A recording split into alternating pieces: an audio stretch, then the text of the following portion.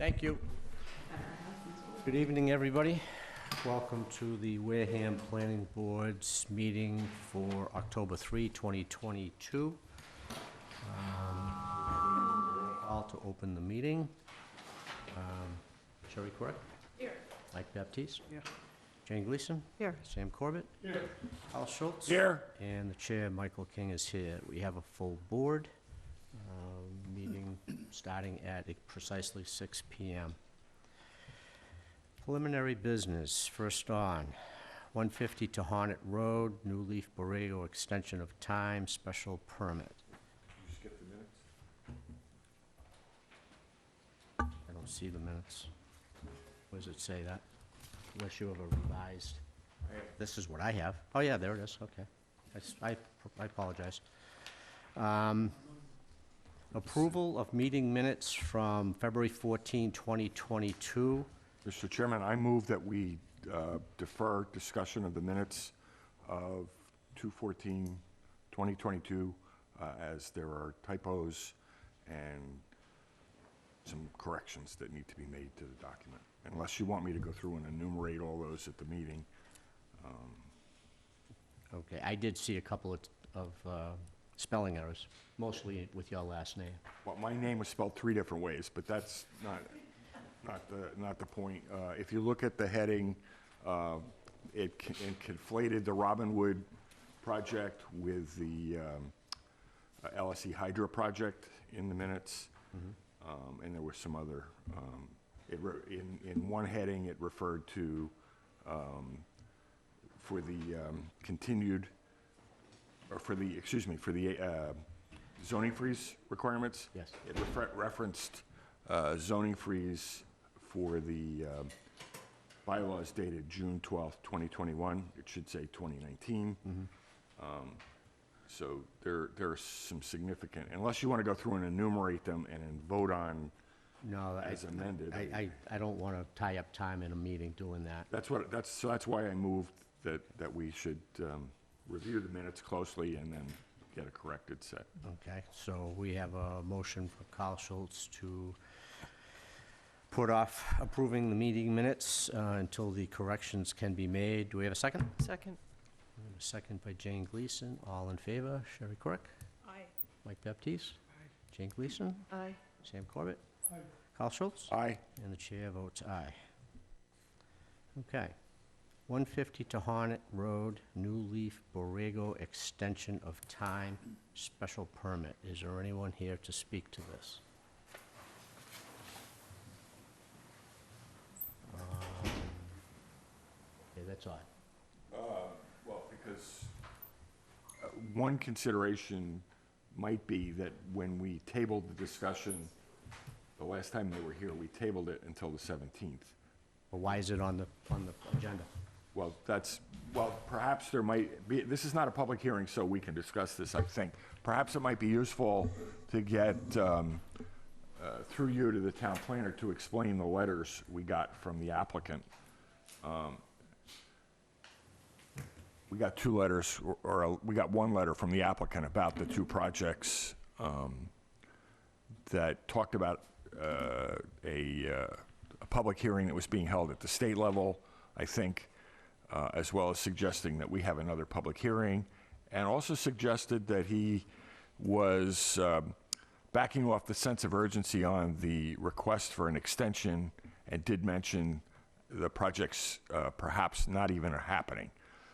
So I would like to, either we don't discuss that this week and have the applicant here, or if Mr. Buckland has some comment on that. My notes do indicate that it was tabled to the 17th. 17. So that's why perhaps they're not here. Okay, so again, not to beat a dead horse, because he's already dead. Okay. Why is it on the business? Why is it even tying up our agenda? Okay. All right, so we are going So you're to just going to move forward without comment. move, right, so we'll move forward.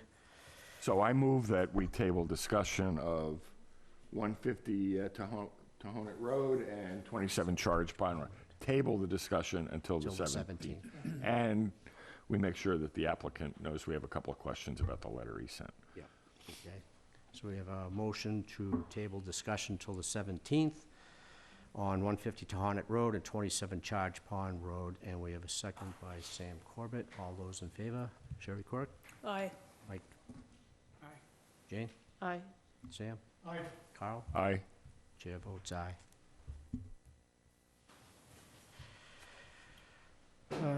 Next up, 20-22 A&R, Jeffrey S. and Brenda J. Harper, 14 Holly Tree Lane, George A. and I know I'm gonna kill this, and Zivino Jr., and Francis M. Young, 16 Holly Tree Lane, map 76, lots 13W and 14W. Good evening, sir. Good evening. Jeff Harper from GAF Engineering. If it sounds familiar, it's because it's my plan.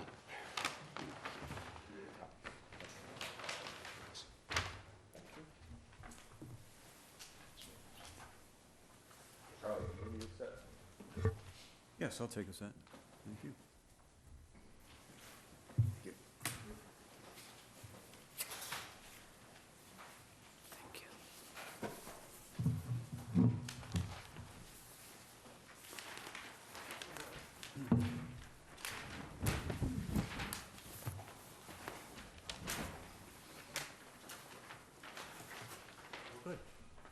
Don't let me slow you down, sir.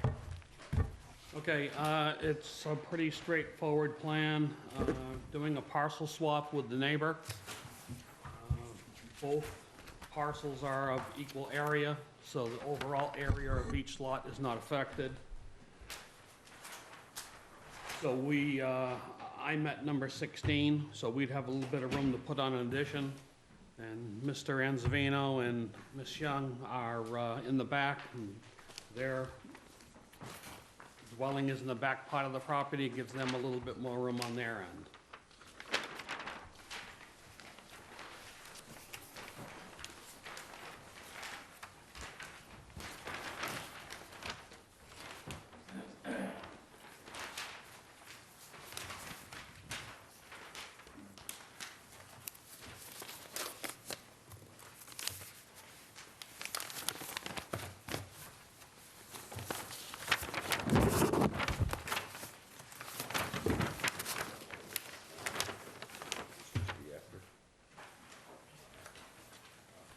Is this just the after picture?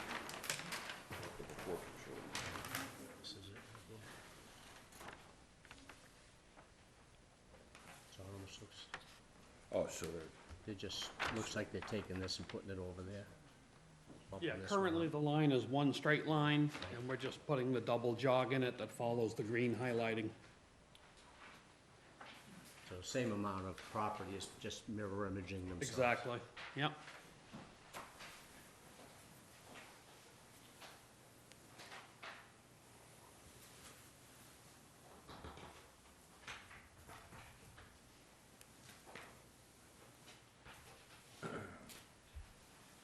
Question, sir?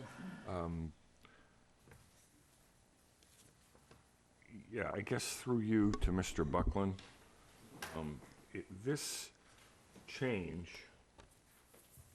affects wetlands. So how do we have to consider that? No, you do not. Okay, so that's It's- irrelevant to it's- this You're just discussion. on the process of altering the property line between two parcels. And that's all you're dealing with. So the wetlands impact is irrelevant to us. That's correct. Is the wetlands impact irrelevant to the Conservation Commission? Only if construction occurs in the area that's shown. And that would be a building inspector issue, or excuse me, inspectional services issue, building department. Correct. Okay. It actually looks by the way the lines are being modified, that they're actually moving the dwellings further away instead of closer. Yeah, but it's moving wetlands onto one parcel off of the other parcel. Right. But still, Yeah, no, I Distances just from wanted each to know if we had to have any consideration of that at all, and we got the answer to that. Charlie? Just one comment, I don't think it's moving the wetlands off of Lot 13W at all. I think the wetlands line is staying exactly the same. The line in the rear is getting closer to it, but it has no impact on it. Okay. So I don't see any issue with the plan. And we had previously filed with Conservation to build the house and to put on the addition. And obviously, we know if we do something further, we need to do that as well. So the wetland line on 13W is defined. The wetland line on 14W, I think is just from Mass GIS because I didn't have any information on that. And that's sort of what prompted my question where it said they were approximate on 14. That's why, yeah.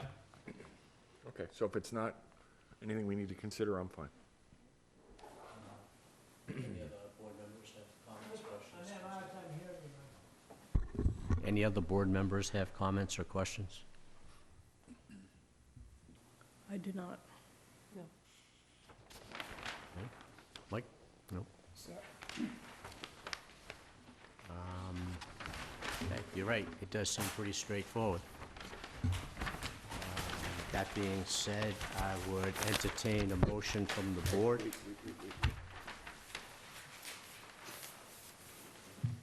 Okay, it has the notes that we Yep. need. Yep, that's what I was looking for. Then I would look to the board for a motion to approve. We have a motion to approve by Sam Corbett, seconded by Mike Baptiste. All those in favor? Mike? Jane? Aye. Sam? Carl? I'm going to vote aye based on the understanding that the wetlands changes are not relevant, Inconsequential. and also that the required notes from the planning board are Are on the present. plan. Yep, okay. And the chair votes aye. Thank you, sir. Oh, thank you very much.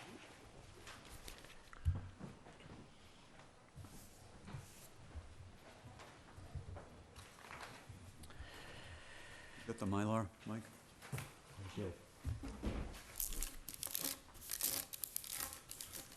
I think I even have the special pen. You want me to get Jeff? You'll probably want to take that with him. What's that? You'll probably want to take that with him.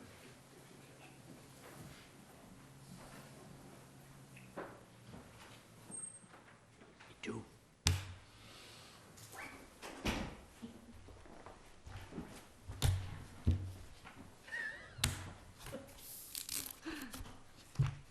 Okay.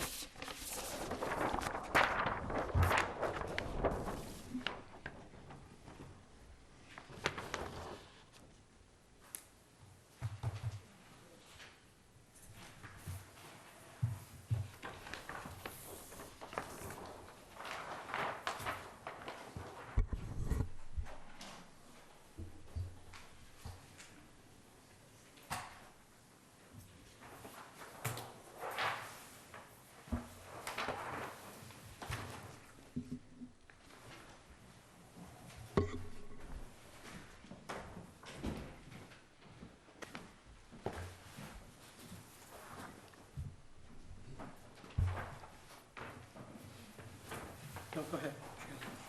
Sherry doesn't need to sign. I don't get the same. She's never on the hook for anything. I think I have to sign this Sally now, too. See you passing that big thing around.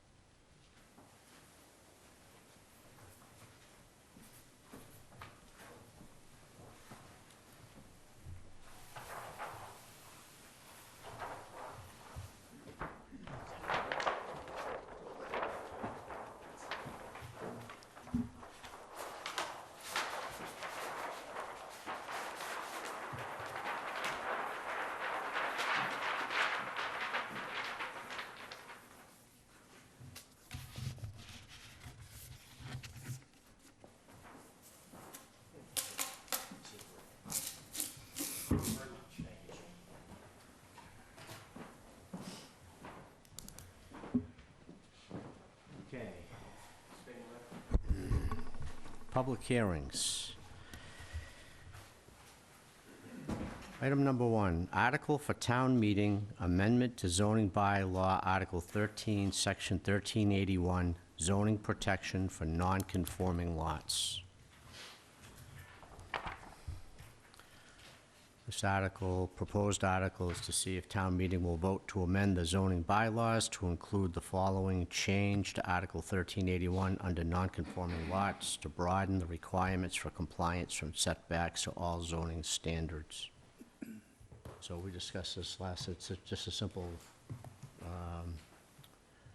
word replacement. We had a question about an and or an or clause, and we were supposed to get a ruling from, From Town town council. council, which we have not received. You haven't heard anything from Mr. Bowen, have you? No, I have not. What I did was I diagrammed out parsed out the bylaw. I have a graphic here that shows that I think that we can discuss it and come to some resolution as to whether or not we want and or in there. Was there a reason why Mr. Bowen couldn't weigh in? Was he not available? or- He wasn't available on Thursday as usual office hours. Okay. Hand this out. What this does is it parses through the terms of the bylaw.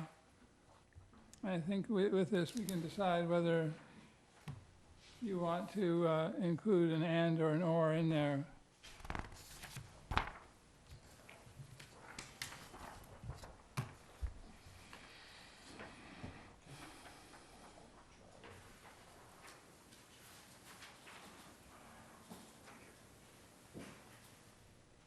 So it starts out at the top. This is for existing lot protection for a 1 and 2 family home in a lot that's pre-existing. And it starts with the whether or not the lot complied with zoning at the time of creation. If it did not comply with the zoning at the time of creation, it's rejected.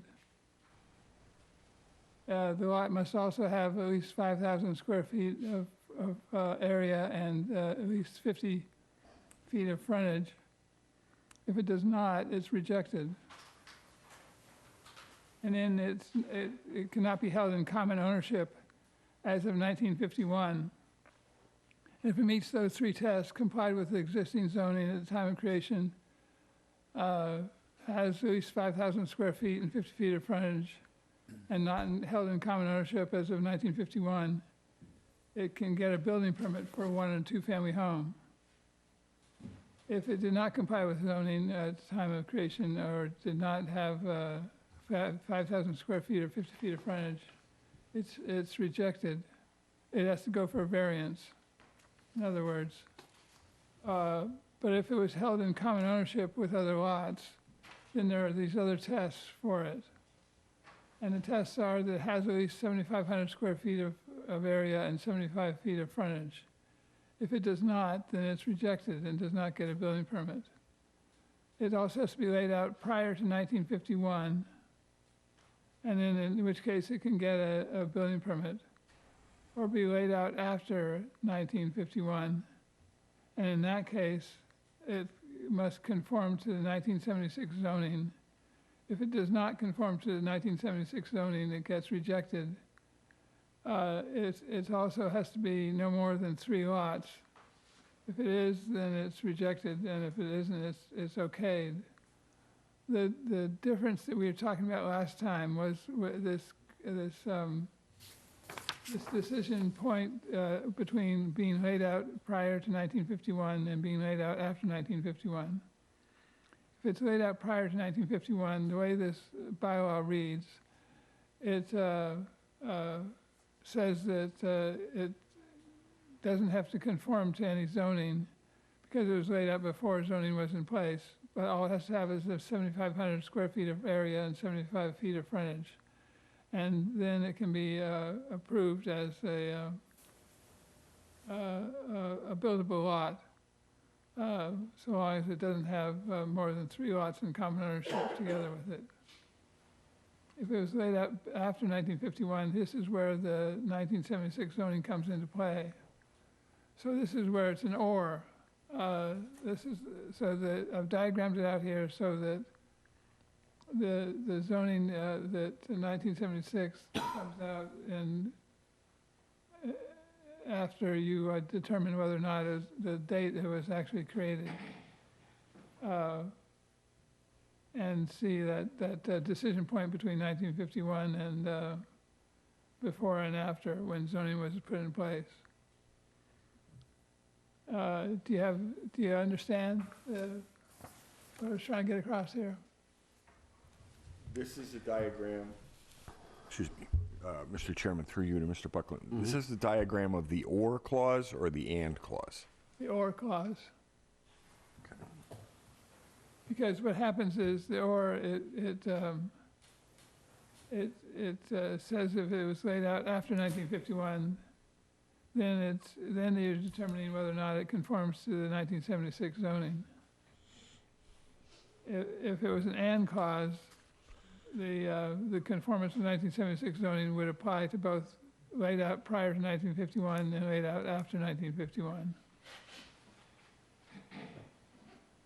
In which case, you wouldn't need to have that determination of being laid out before or after 1951. It would just have to conform to 1976 zoning. It would have to have 7,500 square feet of frontage and 75 feet of frontage and 7,500 square feet of area, and conform to the 1976 zoning. That would be the and clause.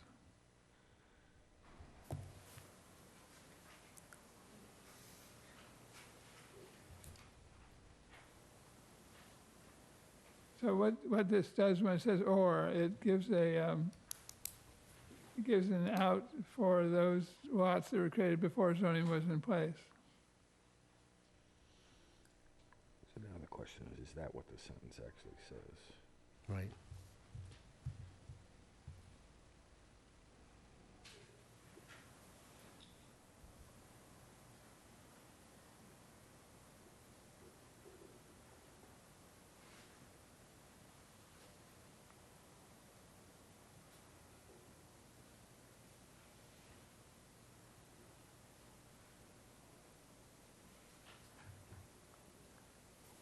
Explain why reject is over here if you can continue despite being in this column.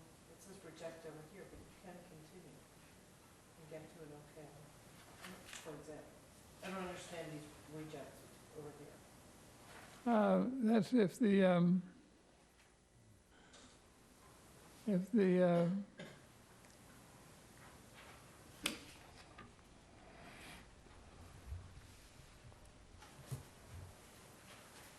Yeah, so I think the down is yes, to the right is a no answer to the question. Yeah, I just don't understand how, if you're one of these two, just as an example, you're one of these two.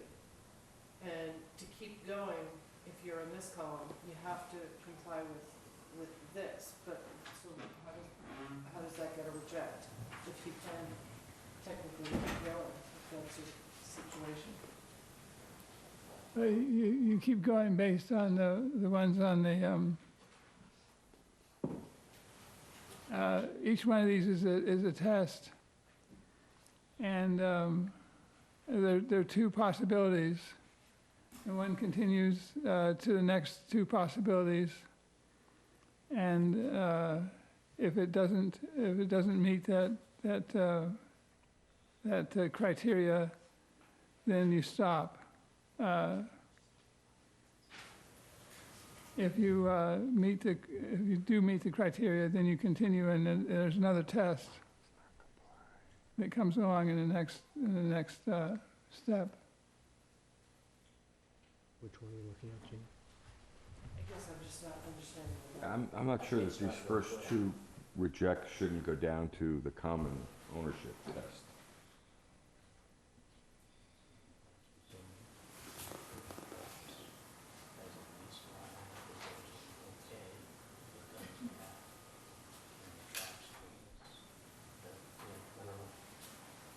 The line starts out, the arrow goes down the middle between each set of two possibilities. Right. And if it doesn't meet one of them, then it gets rejected. It doesn't get a building permit. So it seems like the arrow really ought to be from the left-hand column down to these two, and then from the left-hand column down to those two. That's right, yeah, you're right.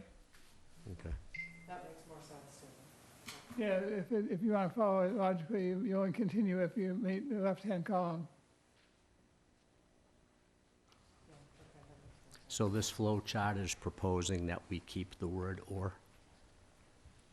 Well, if you wanted to, if you wanted to mean, if you wanted to allow that 1951 is a cutoff date, and that if it is made before 1951, that it's protected, then it's an "or." If you want it to, if you don't care if it was made before 1951 and you want it to conform to 1976 zoning, then it's an "and." So right now, the way that the revision is written, it's written as "or." That's right. And this is proposing that we change it to "and."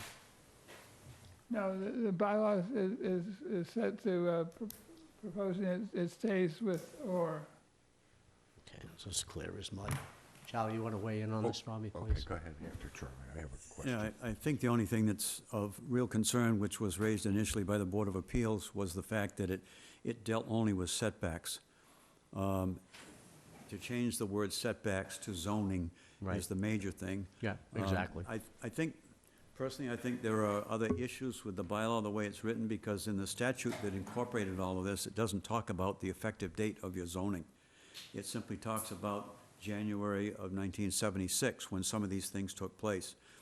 The first line item, which deals with a lot of at least 5,000 square feet and 50 feet of frontage, there's no problem with that.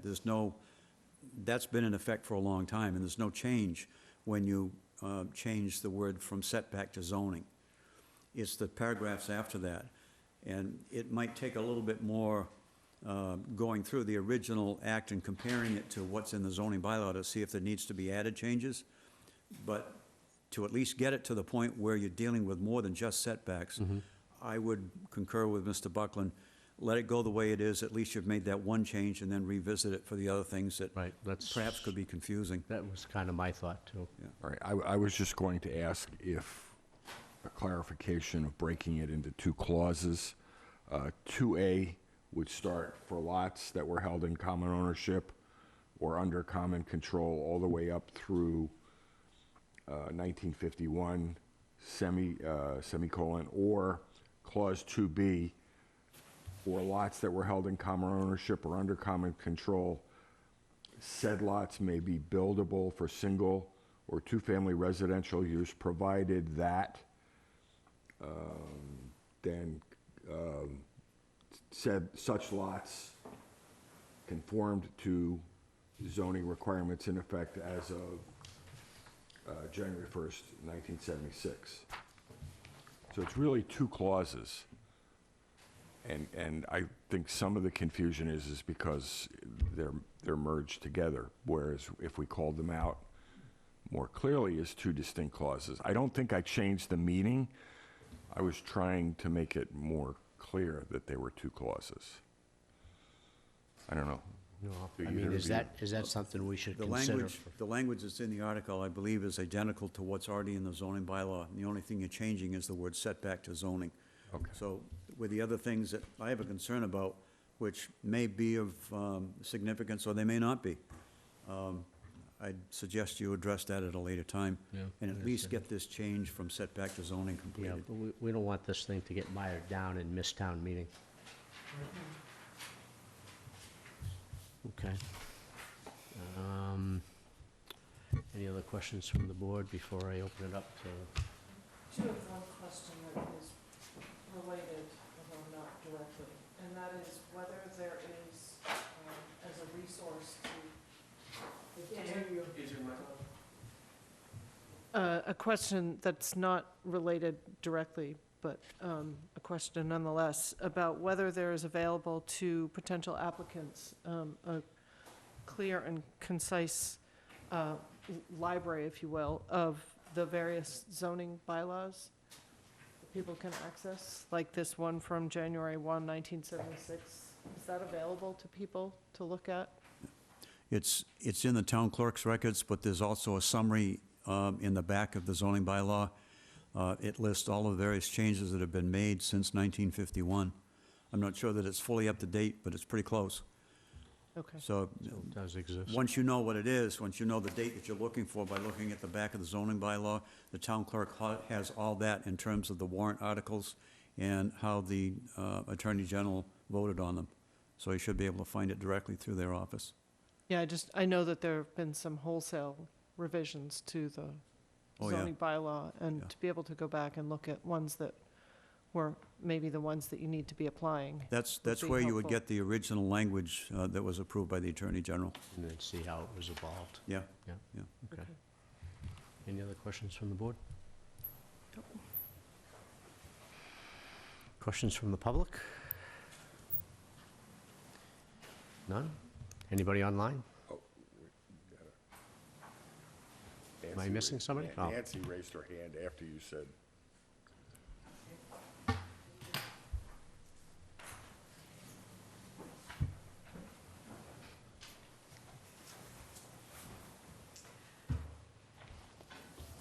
Thank you for the opportunity. My name's Nancy McHale, Faring Hill Road.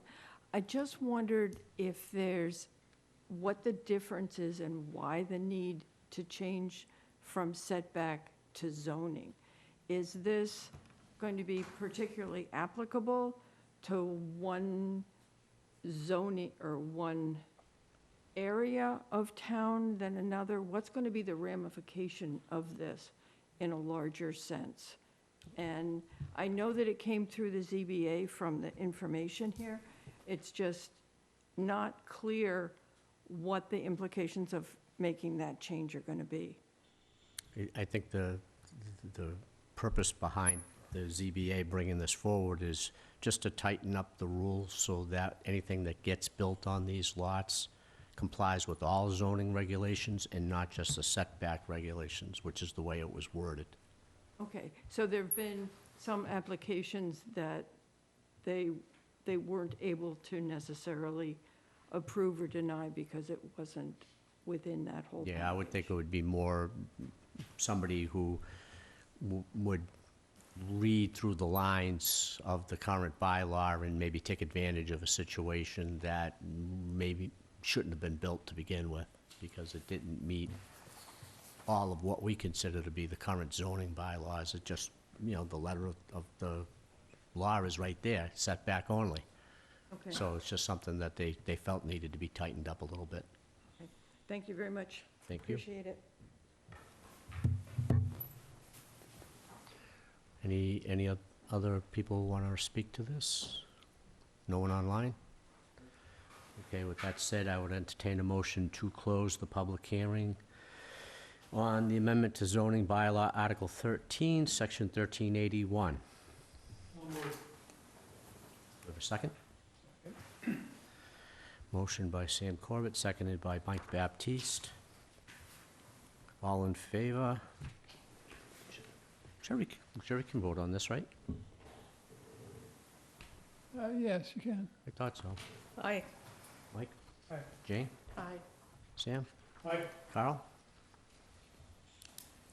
I'm going to vote, but I want to voice my concern that as we continue to make incremental changes to the bylaws without fixing all of the contextual problems, we perpetuate and make worse the bylaws. I understand the importance of changing zoning to setback, but I think we're doing a disservice by making these small incremental changes and not address, as Charlie said, there's other structural problems in this article.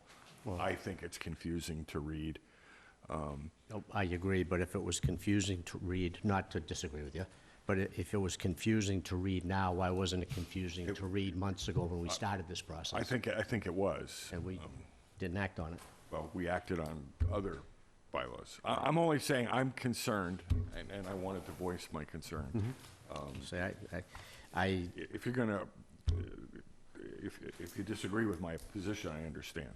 well, I think, to be honest, I think making some forward motion as opposed to just letting it get stalled and not making it to town hall, or town meeting at all, would be a bigger disservice. And I only wanted to say, that's the only reason I'm voting aye. Okay.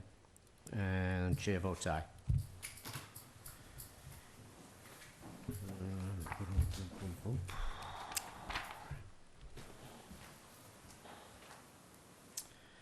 Article for town meeting, amendment to zoning bylaw, section 399, marijuana social consumption moratorium.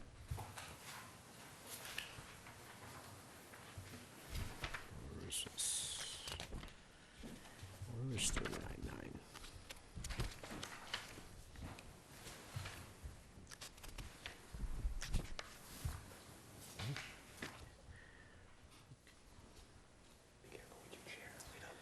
Okay.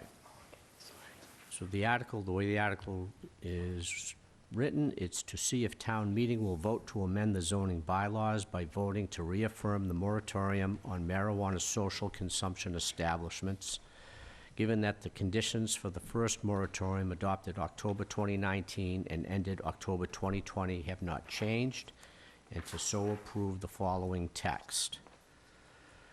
399, because state program development for cannabis businesses is ongoing and state regulations have not been finalized, a one-year moratorium on issuance of any permits for social consumption marijuana establishments shall be enforced from the date of town meeting vote or take any action relative thereto.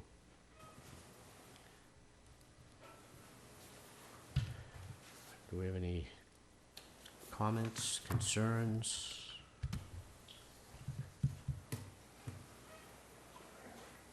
Nope. Mike? No? Jane? I assume this is just the extension. Correct. This is a new one, not an extension. The one already passed. Well, it's just replacing an expired moratorium, Exactly, right? With something that's essentially the same thing. right. Sam? Carl? Hang on, I have one question. Sure. In general, I'm in favor of I just have a question. I'm looking for something. Accessory, nope.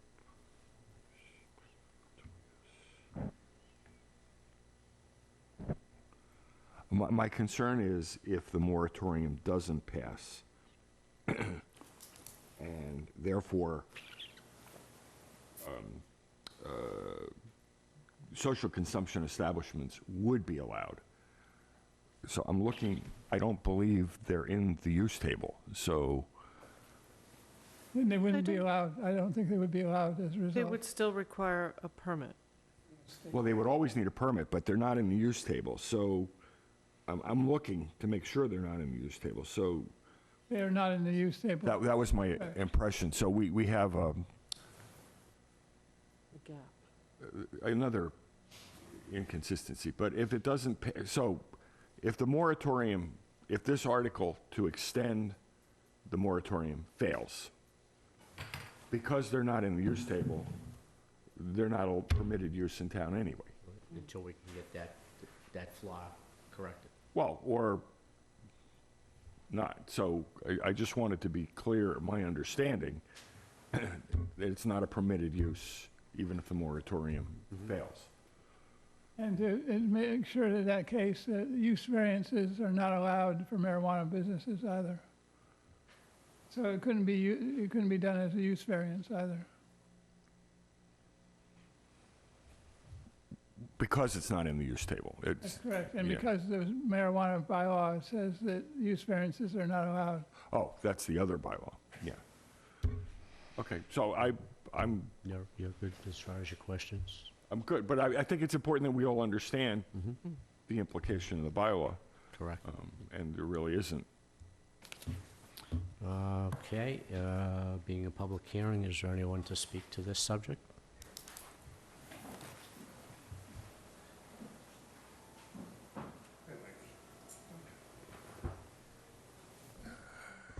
Good evening, Alan Slavin, Selectman Town of Wareham. This article was put in by my request to Ken. Carl's comment about the, it doesn't kind of matter, does matter, because if you read this article, as the Cannabis Control Commission has just recently approved it, it's a social equity issue, and it could bypass anything we have in place. Okay, so that's an extension on my question. So that's why I put it through, because we don't have any idea how many are going to be allowed, where they'll be allowed, et cetera. Oh, sorry. So the issue is basically to make sure we have a moratorium for 1 year, so by the time the Cannabis Control Commission makes their final decision, we know where we can go and what bylaw we can pass and control it that way.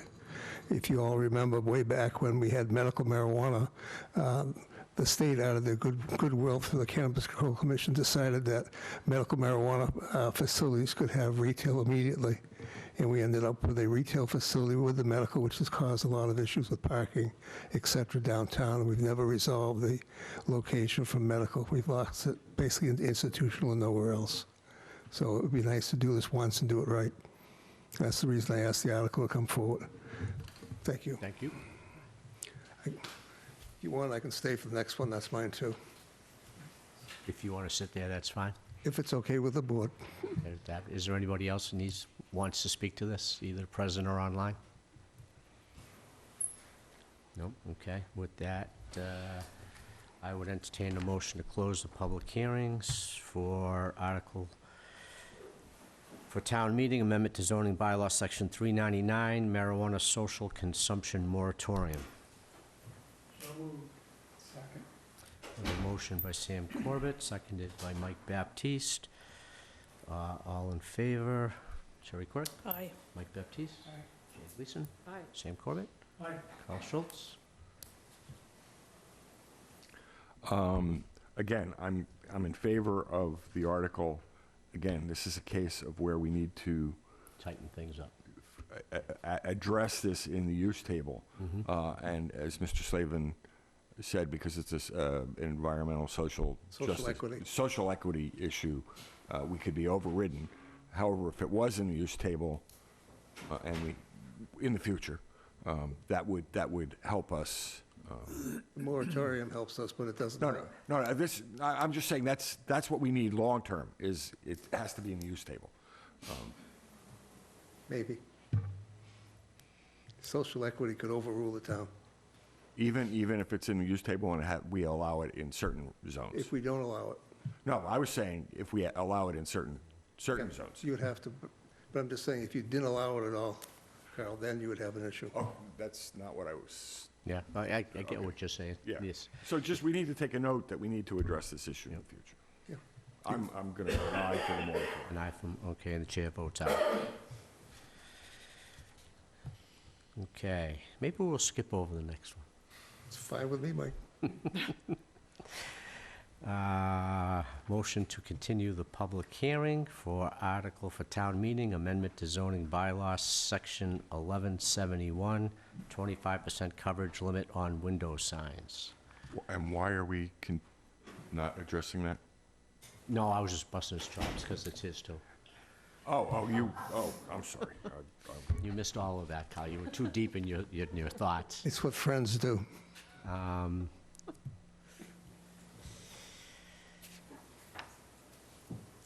Okay, so on this article, to see if town meeting will vote to amend the zoning bylaws for signs by adding the following addition to Article 11, Section 1172, signs in business and commercial districts. Window signs shall not exceed more than 25% of the total window glass area of the wall of each business facing each street or parking lot in which they are displayed. Mr. Slavin, if you'd like to speak to that. Okay, there's 2 points here. First of all, for some reason, when the signed bylaw was recently redone and some language changes, for some reason, this particular piece was actually in the signed bylaw. It got left out. As simple as that. The reason I have concerns for it is that our public safety people, whether it's fire, police, ambulance, if they can't look inside the building they're going into or a retail store, if there's a robbery going on or anything, and they have no idea what's inside there, it creates a real problem. As an example, even though the newspaper quoted me wrong this recently, is I flew out to our house in Nevada. We stopped at a local gas station type thing where they have a strip mall with it, and there was a chicken place, doesn't matter, but bottom line is there was a variety store that a lot of these places have. There had to be 5 cruisers out front with police all standing outside. They didn't want to go in because the windows were not clear. You couldn't see in at all. They finally went in, and there was a few gunshots and stuff, but it was a high risk to those people. And that's the reason for it, is because if you're going to go into a building and you can't see in, it's a high risk and it's unnecessary. Okay. Comments or concerns from the board? Just going to ask again, I'm in favor of the motion. Through you to Mr. Buckland, was there a reason that this clause was left out? It wasn't purposefully left out when we went through the bylaw, the signed bylaw, I think twice in the last year and a half. That's right. The one, we had passed a section of the bylaw, changed a section of the bylaw, and the Attorney General rejected it, saying that the court case of, the Supreme Court case that had identified a restriction on the use of the zoning bylaws to restrict the content of signs required us to relook at the whole bylaw, whole section on signs, and take out the portions that had anything to do with content.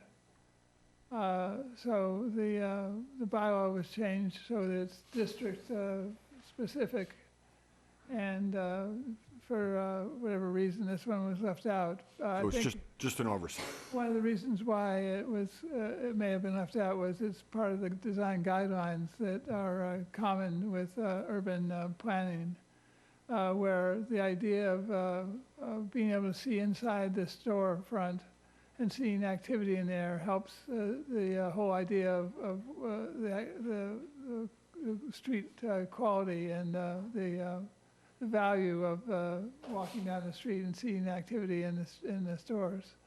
That is something that helps in terms of revitalization of stores, of downtown centers. And so this becomes a design standard that applies elsewhere, not necessarily in a sign bylaw. So, long story short, is it was just left Yeah, out there by wasn't mistake. a conscious decision that we. It was just omitted in error, Mr. Chairman, could you read that section proposal again, please? certainly. To see if town meeting will vote to amend the zoning bylaws for signs by adding the following addition to Article 11, Section 11.7.2, signs in business and commercial districts. The agenda says 71, which is the correct number.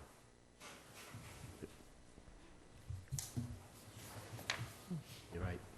Which one is the correct number, 11.7.1 or 1172 is for business and commercial districts. Okay, so the agenda was written incorrectly. Does that? 72. The article is written correctly with section 1172. And the description in the agenda is correct, it was just an oversight. Scribner's error. Window signs shall not exceed more than 25% of the total window glass area of the wall of each business facing each street or parking lot in which they are displayed.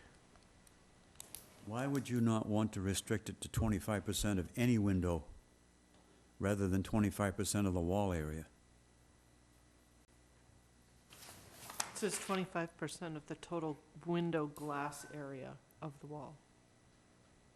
I thought So it made it's- reference to the area of the wall. Mm-mm. It No? just says Window of glass the area. wall, which you could probably even, I suppose, is in So there if you so had that you're four not. windows and you wanted to cover 25% of it, that would mean you could totally cover one window? Right. Yeah. Or Why not 25% of any window? I didn't write it. The total glass.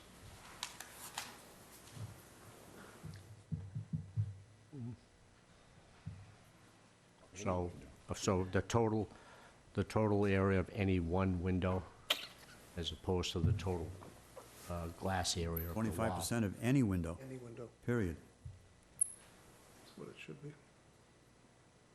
Yeah, I would have to agree with that. That sounds like what we were trying Is that something we can edit, Ken, in time, or? Yes, we can. Okay, good.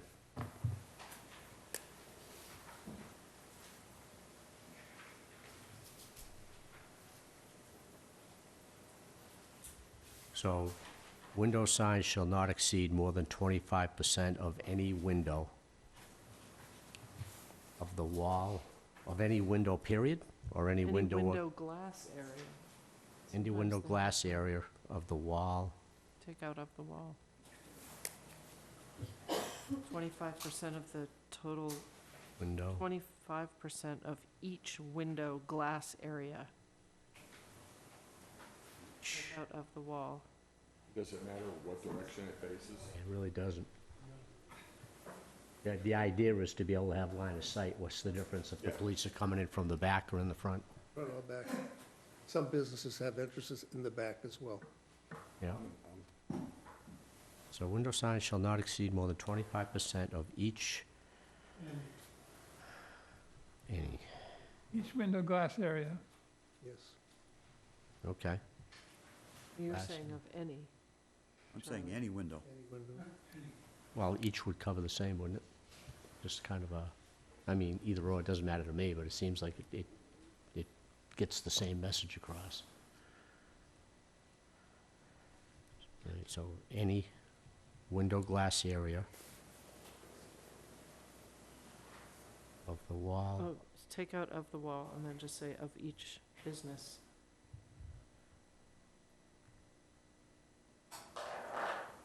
And you could probably even get rid of, you want to say any window at all, so take out facing each street or parking lot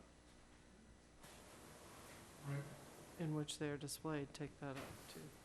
So window signs shall not exceed more than 25% of any window glass area of each business. And Period, right. You get that, Ken? Yeah.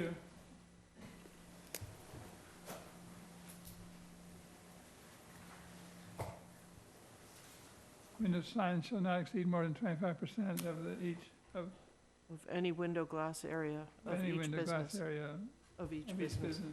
You should change one word and put period after business. Okay, Make your life miserable. thank you. We appreciate that. Well, you know, you started, I finished. I guess the question is, do you want to include in the wording glass doors? Because there are signs on glass doors going in, liquor stores in particular. You could say window It says window, and door, but a glass door is not a window. but you could say window and door. I'm just, if you want to tighten it up, I'm just giving you a piece that, To achieve the objective, yes, you would want to say that. Are there any other kind of glass things that aren't a window or a door? yeah, skylights, but they can't get that high. One little sentence. Yeah, I know, that's just one sentence, so, I'll do it again next. Firemen would be on the roof. glass area. They go through the front door quick. So, window signs shall not exceed more than 25% of any Okay, and total window glass area, and then parentheses, including entry doors or including doors. now you need to take out the first window. Start with Signs. signs. Right. Also, the finance committee recommended that it's not only signs, it's any coverage. Coverage of any type. signs and coverage of any type. Oh, so that would then apply to Right. murals, the brown paper we see in It applies to blinds as well. blinds as well. But if we're listening to the objective of the proponent, which is safety for line of sight for And first it should be responders. anything. So, but let's back up and say, are there any unintended consequences of that? I think there was on 6 and 28, there's a dental facility that if you go by, I think it's on the left-hand side heading toward the Cohasset Narrows Bridge. There is a facility there that actually has every one of their windows completely covered in the Mylar signs. It'd be very rare, except for an ambulance person, that they would have to come into that facility. I mean, there always could be a robbery there, but I don't think they carry much cash. So, I mean, that's the place where they have, basically, they've covered, virtually the windows are signs, they're not functioning as a window. Bless you. And window tinting, would that also, it would apply to window tinting? Just have to think through the Only if you have tinting that you can't see. see-through. It's like if you do window tinting, because we're getting off safe, but if you had window tinting on your cars, the front windows, actually now, all the windows with the state regulations, I think it's 35% degree of tinting. Anything more than that, it's Yeah. illegal. I'm just trying to make sure that we, Out there. yeah, That's a lot of the legal cars up there. I don't know. Yeah, I'm I okay can with see the this intent. spinning down the rabbit hole a little bit. We're getting too far deep into the, Yeah. basically. Well, I'm just thinking, like a medical, you mentioned the dentist office. You know, the windows are probably covered with the Mylar, not so much, or not only for advertising, but to shield I've never really. what's going on in the front office, you know, so you're not in a fishbowl at the dentist office. My dentist office, they're all covered with blinds. Right. Yeah. So what's the difference between a colorful sign that's advertising a case of beer and some blinds in a dentist's office? The difference is the blinds can be pulled up or whatever. It's not Not from permanent. the outside by And they're not first attached to the responders, window. though. Yeah, but not, they can't be manipulated by first responders, and it doesn't help No, them I'm at just all. saying that they're not part of the window, because you could also take, if you wanted to, you could put shelving in front of a window and block it completely. But you're not blocking the window per se, as far as putting a sign up. The idea is just to take the signs out, because that's where the biggest offense is, and you clean that out, because it's more like And liquor this is in stores. the sign bylaw. I think we could take your advice to me in the previous one and make incremental improvement, and I just was trying to think through as we started adding things, Yeah. what are the unintended consequences of Yeah. Can it say that signs and opaque coverage shall not exceed more than 25% of any window and glass, door and door glass area of each business? I think that opaque coverage is gonna get you in trouble. It No. means blinds and curtains and I can't think happen on, My recommendation is just stay with the signs, because it's been Yeah. there before. It's been there Yeah. since 2010, when I originally did the sign bylaw. You know, it's been no issue at all. So just take out the opaque covering? Yeah, Yeah. just, let's not reinvent the wheel. Yeah. yeah. And it is in the sign section of the So to bylaw. read, signs shall not exceed more than 25% of any window and door glass area of each business. That works. Thank you. No, thank you. Hmm? No, it caused all kinds of trouble tonight, as usual. Is there anyone else from the public, either present or online? You would like, well, if you're a resident of the town, you're more than welcome to chime in.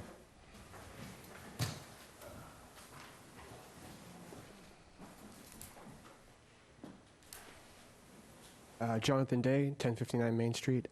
Just with the 25% per window, the only thing I'm thinking about is mom and pop shops where they have house windows, where your standard light opening sign will take up half that one window.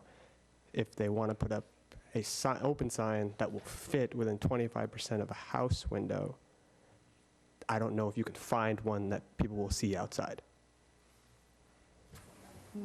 Standard house window is, You know, you're talking about like a typical 6/6? With the big windows like what we have here, that's fine, 25% is nothing. But with like your standard window, light up open signs about this big. Well, I've seen small ones. I think they could accommodate. Okay. Yeah, but point well taken. Thank you. Any other comments? We'll change it next. Okay. With that, I would entertain a motion to close the public hearing for the amendment to zoning bylaw, section 1172, window sign coverage limit. Second. I have a motion by Sam Corbett, seconded by Jane Gleason. All in favor? Aye. Jerry? Mike? Aye. Jane? Aye. Sam? Aye. Carl? I as amended, As amended. not as written. And the chair votes aye. Okay. Public hearing, article for town meeting, amendment to zoning bylaw, add to various sections and add a new section 1260, MS4 regulations for pre- and post-construction site management. Ken, can you speak to this one, please? Yes, I Seems will. to be your baby. Under MS4, the Federal Clean Water Act regulations that apply to stormwater runoff and management of that, of same. The town has a responsibility to control the runoff and make sure that others that are working in the community also manage the stormwater and maintain the quality so that the receiving waters and the coastal area remain swimmable and fishable. This bylaw change is to cover the pre- and post-construction work that's done, the sediment erosion controls and stormwater management that is included in most projects. But this formalizes it and puts it into a regulatory framework so that both during the construction and post-construction, stormwater quality is maintained. The sections that applies, there are certain sections in the bylaw where stormwater is mentioned, and they reference back to the stormwater regulations that are included in this bylaw change. And then we have the bylaw change itself, which is a new section, section 1260. So in Article 590, solar arrays, there's a reference to section 1260. In the industrial design standards where site drainage and stormwater retention is mentioned, there's a reference back to 1260. And in the site plan review, Article 15, there's a reference back to the 1260 of the zoning bylaws as well. And then under Article 12, performance standards, there's a land clearing and grading and stormwater management section. And then as part of performance standards, we add a new section 1260, which is the development impact from stormwater runoff in compliance with MS4.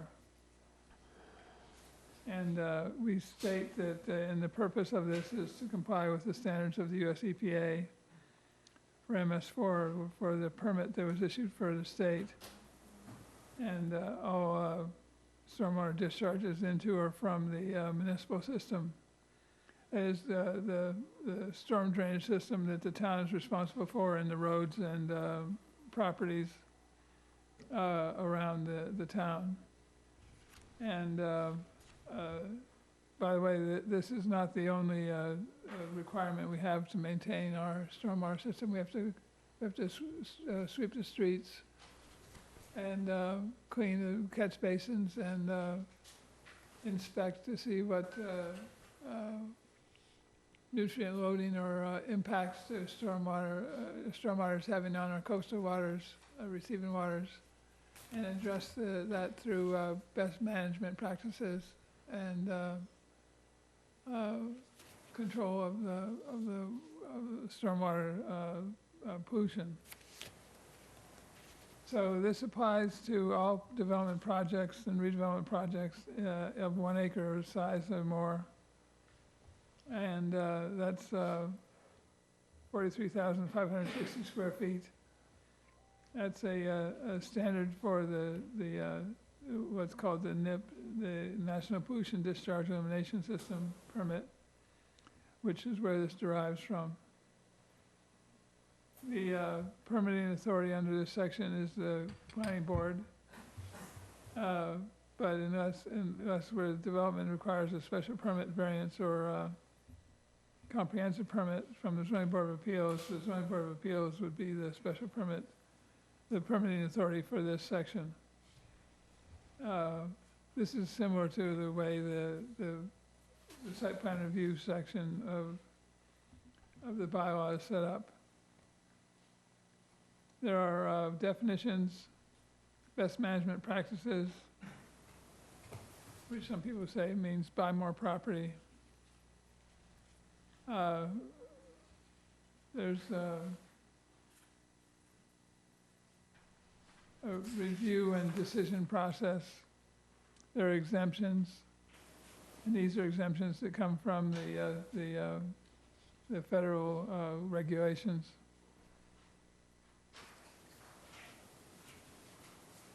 And we have review standards. And the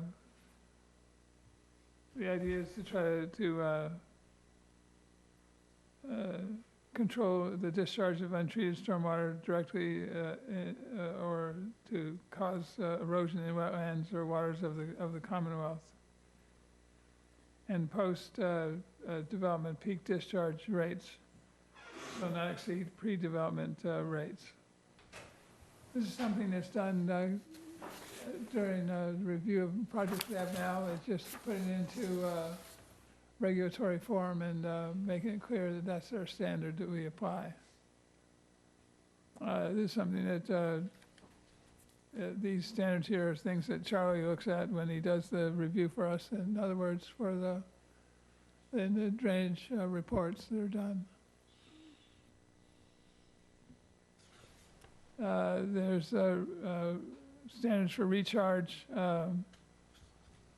There are land uses with higher pollutant loads that require more higher level of treatment. There are discharges within the Zone 2 or the wellhead protection districts, public water supply districts that require use of specific source controls and pollution prevention measures.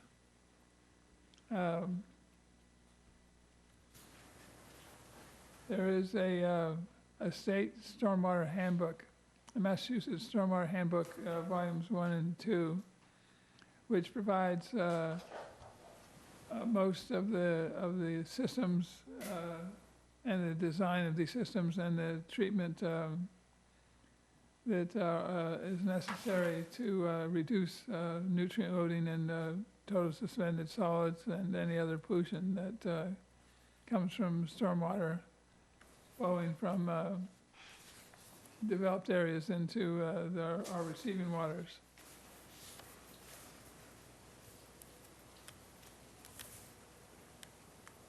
The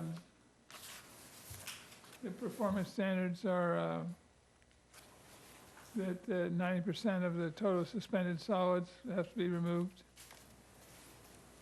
60% of the total phosphorus has to be removed. And the 2-year, 10-year, 25-year, and 100-year storm events, 24-hour storm events, have to be used as the basis for determining what is appropriate controls and management of runoff. It also applies both to newly developed sites and redevelopment sites. There are different standards that apply. When you're redeveloping, it's slightly less of a requirement for controls. Assuming that it's somewhat harder to put in the systems that take up the area required to handle the stormwater, both in terms of rate of runoff and pollution loading. There are standards for design. And again, this is the best management practices. Typically,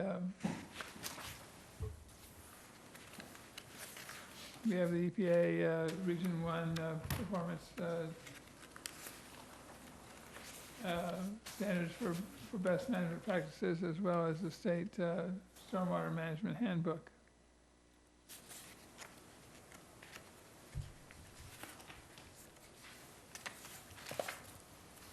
And that is those are standards that apply to the design of the system. There's also requirements for as-built plans to be submitted, and that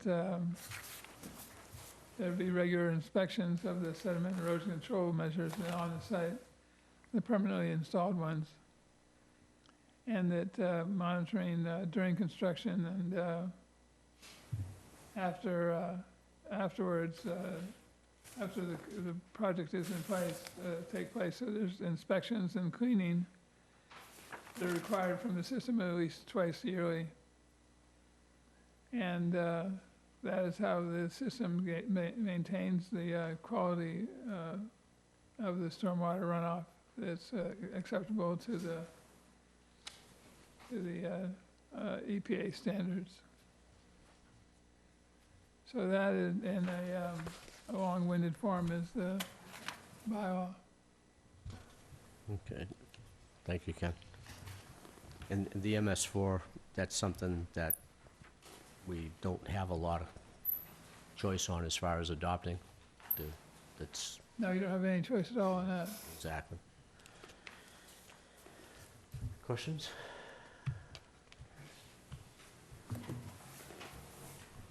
Mr. Chairman, through you to Mr. Buckland, I support the changes for MS4. I have a procedural question.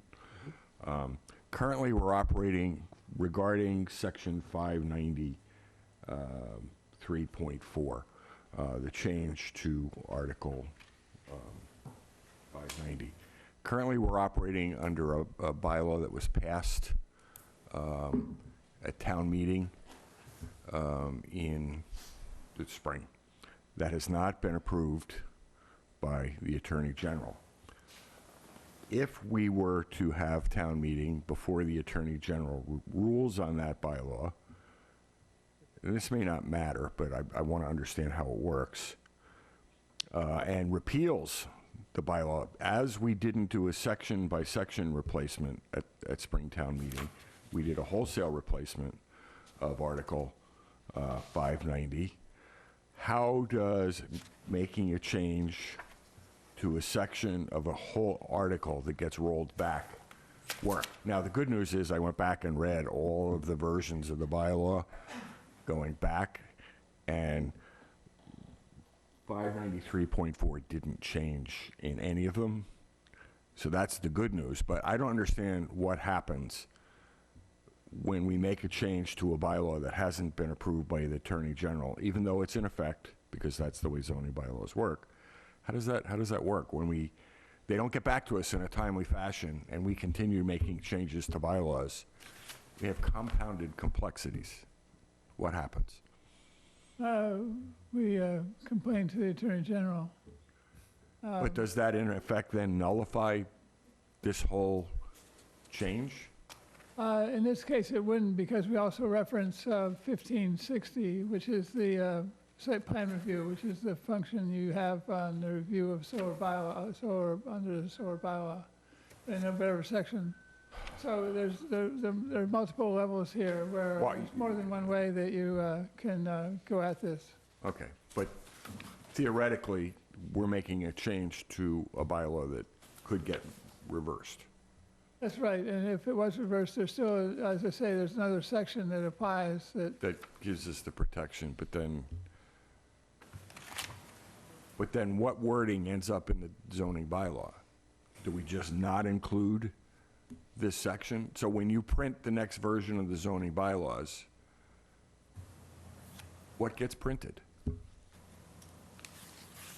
if this passes, this would get printed. Even if the Attorney General then rolls back Section 590 from Springtown meeting? That's correct.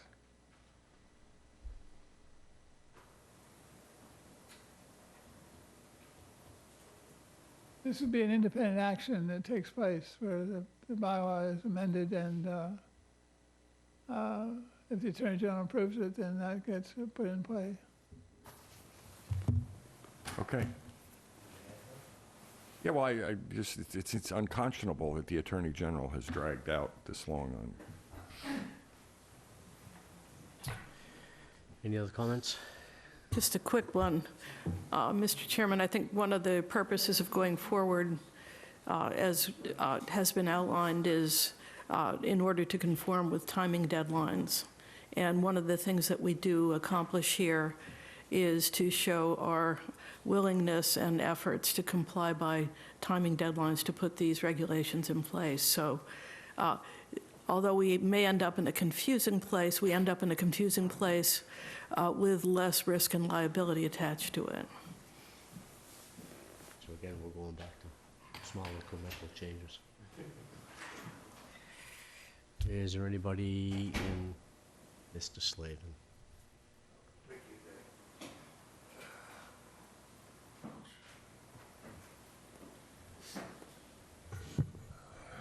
Mr. Chair, through you to Mr. Buckland. This particular, just the section we're talking about, does this increase any cost to the town itself? No, this is for private development. Okay, so the town has no additional expenses? The town has additional expenses that come with MS4 regardless. Yeah, I know, I'm just asking if this particular section does, because as we all know, these are unfunded mandates. I'm just curious if this is another one. I think it is, and Okay. that we're required to follow this standard as well. All right, I'm not sure whether the planning board should send a note to the Board of Selectmen about just letting them know that there's another mandate coming that's unfunded, because the Board of Selectmen probably should write a letter to the governor and basically the chair of the House and the Senate about this, because technically when 2.5 came in, as part of 2.5, there was a guarantee there would be no unfunded mandates. So this is, I think, under Secretary Bump's authorizations, that there are not supposed to be any unfunded mandates put on municipalities. I just want to make it clear that, we keep getting hit with these things, and as far as I'm concerned, they're not legal. Thank you. Thank you. Is this a state mandate or a federal mandate? State, maybe it's, MS4 is state mandate? No, US EPA. It's federal. It's a federal program, the Clean Water Act, that the EPA has issued a permit for the state of Massachusetts, and we're following the permit from the state of Massachusetts. Okay. Didn't you say that it didn't affect town, it was for private developers? This bylaw is, but it affects the town as well, too. There are other elements of the program that affect the town. That aren't in the bylaw. That aren't in the bylaw. But we have an education program, we have to have public hearings on this, we have to have street sweeping, we have to have Catch basin cleaning. catch basin cleaning, we have to have programs where we increase our storm drainage pollutant reduction systems that we put in construct and build in around town as well.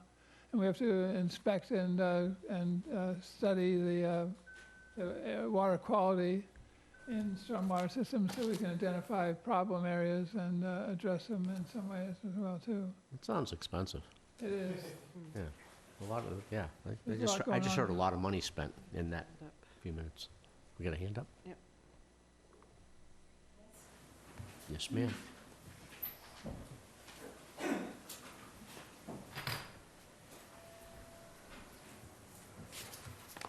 Annie Hayes, 52 Farmers Lane. Through you to Mr. Buckland, please. I was a fan of Section 12. I liked all the things that it said. It seemed to be an environmental, protective, bunch of important things for water and air and land.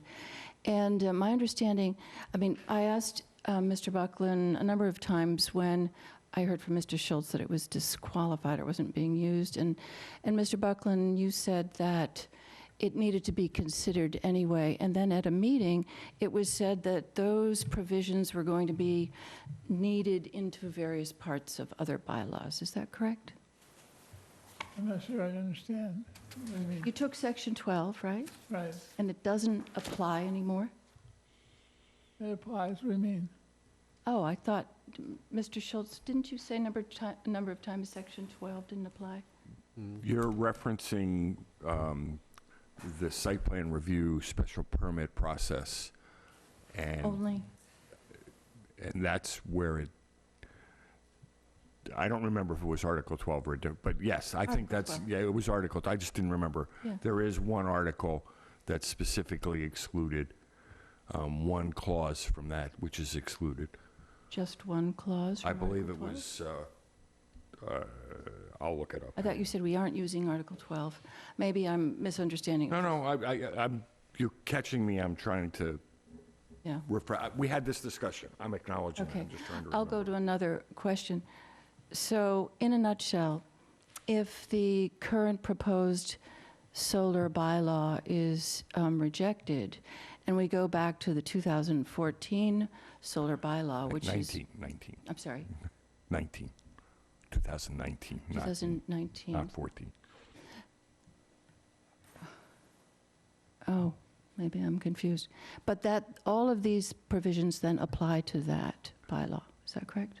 That's right. All right, so we're protected better? Yeah. Yes, good, thank you. Can you get back to me, maybe, Mr. Schultz? Oh, about I'm that? looking it up before the end of the All right. meeting, I'll All right. answer your question.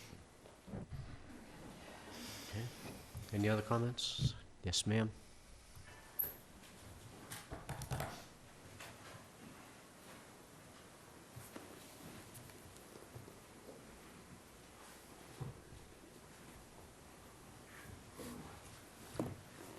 Thank you. Nancy McHale. I have a couple of questions.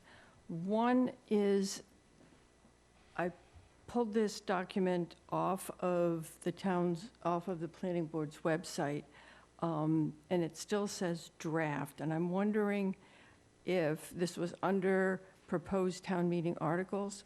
Has this been finalized? And the reason I ask is because on page 3, it talks about, under exemptions number 2, it lists projects that alter more than 43,000 square feet of land without creating XX square feet of impervious surface. And I wonder if that XX has been figured out what that percentage is? Or if it's still XX. Can we get which number you're talking about exemptions? Yeah, I'm looking at exemptions, and I'm not seeing what Not you're seeing it either. describing. You're okay, looking at then- an older version, because what you're describing is not here. Okay, it's not under number, 1265?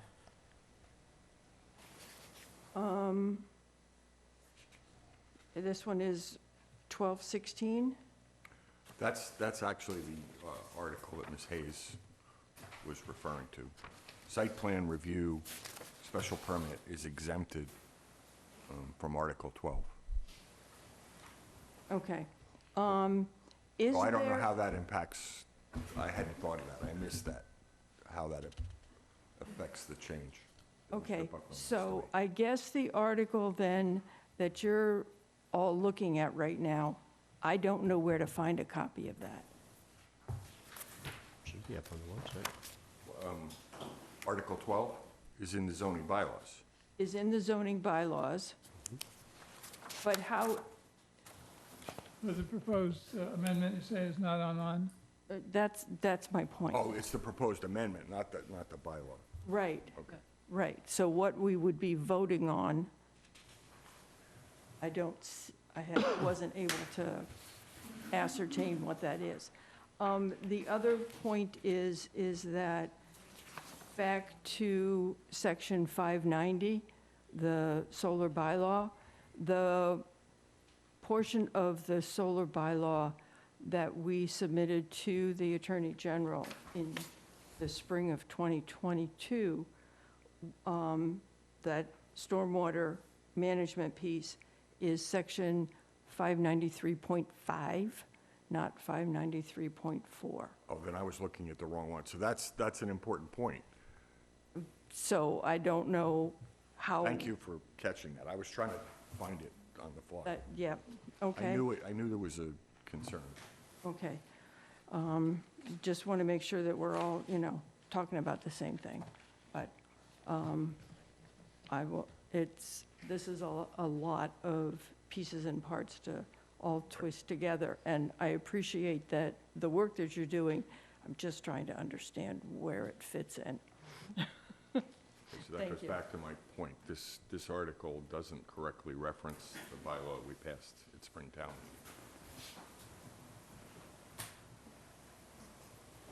So do we amend this article now I- to correctly reference it?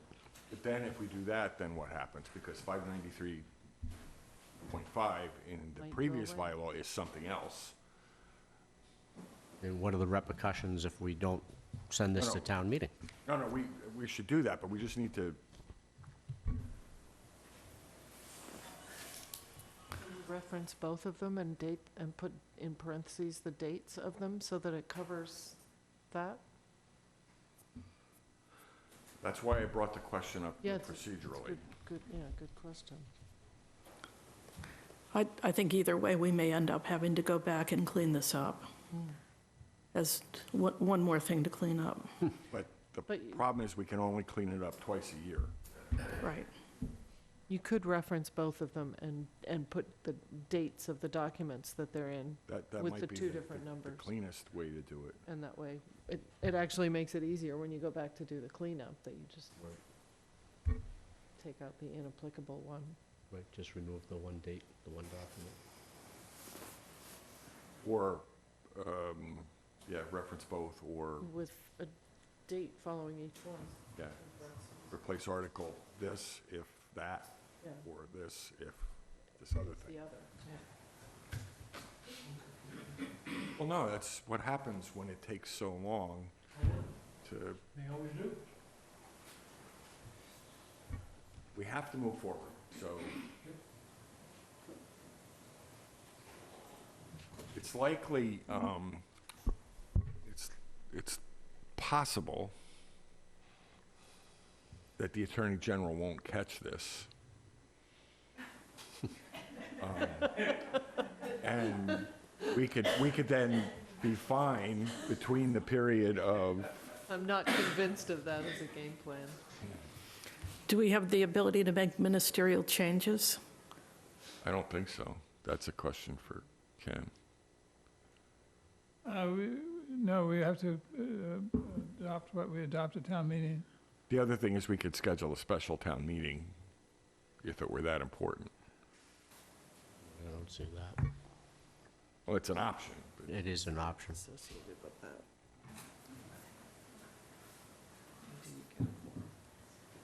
Right, yeah, getting a turnout for something like this would be difficult.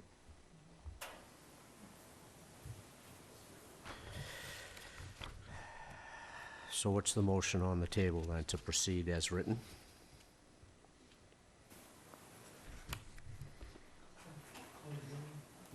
Hold the hearing. Well, yeah, but I mean, and then vote on as written? I would think that we could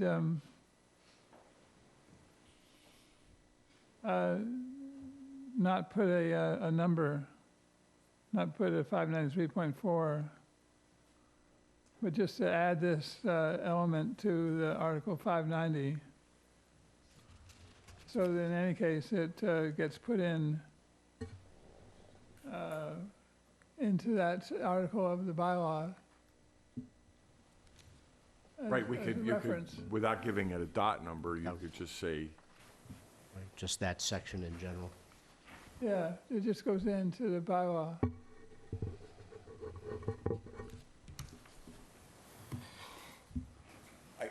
that's a way forward. Yeah. Okay, so the revision would be Article 590, not Article 593.4. Well, it could be under 593. I don't know how to do this, that's why I asked the question. I said, I don't know how to do it, that's why I asked the question.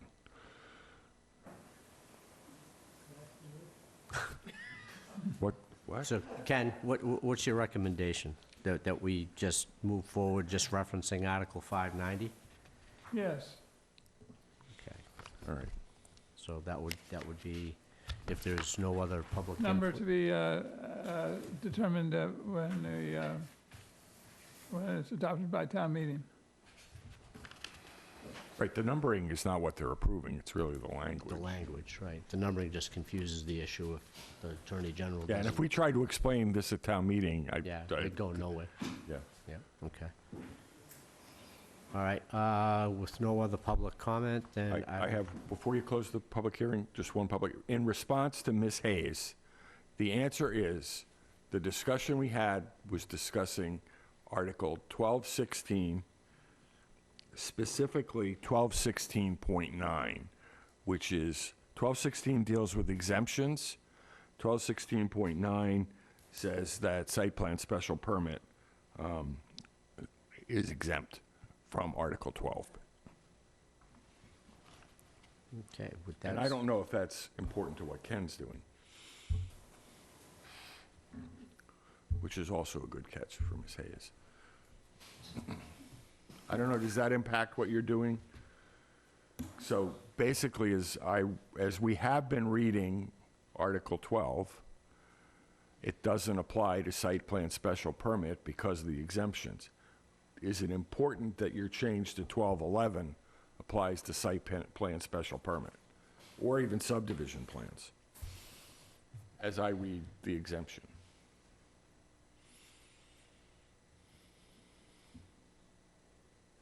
That's the problem with our incremental,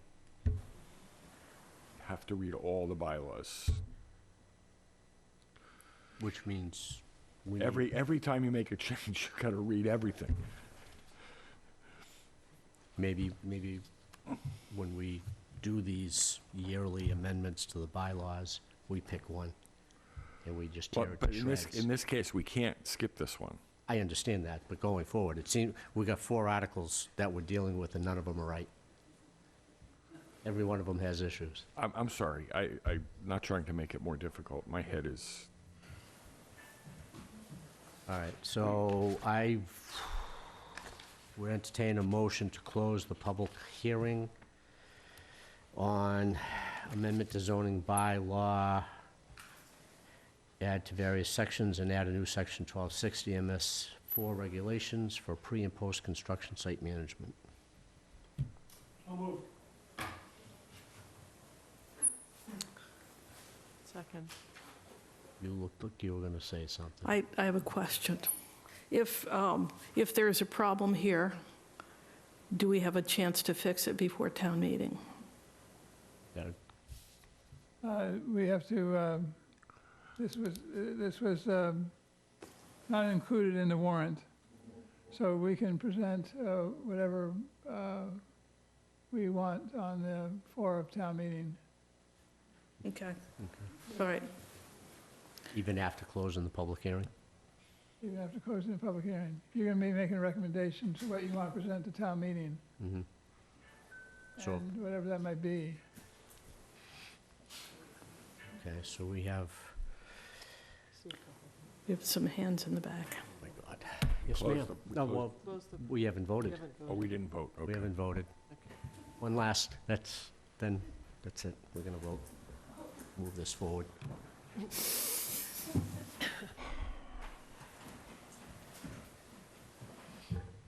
Is it possible, Nancy McHale, is it possible for whatever is decided by the board that's going to be presented at town meeting, is it possible that that then is placed on the planning board's website before town meeting so that people can actually take a look at it? As long as we have it done before then. These things tend to take a life of their own on, and I totally understand that. I'm just, if, Wait, if, isn't the official posting on the clerk's website? The official posting is on at the town clerk's office, that's right. But what I just found out was that what's been posted on the planning board website is not the correct version. Okay. so hence my confusion. Thank you. I think if we post the correct version, I think that'd be a big help. that and, might help, It yeah, would be a big help. yes. I agree.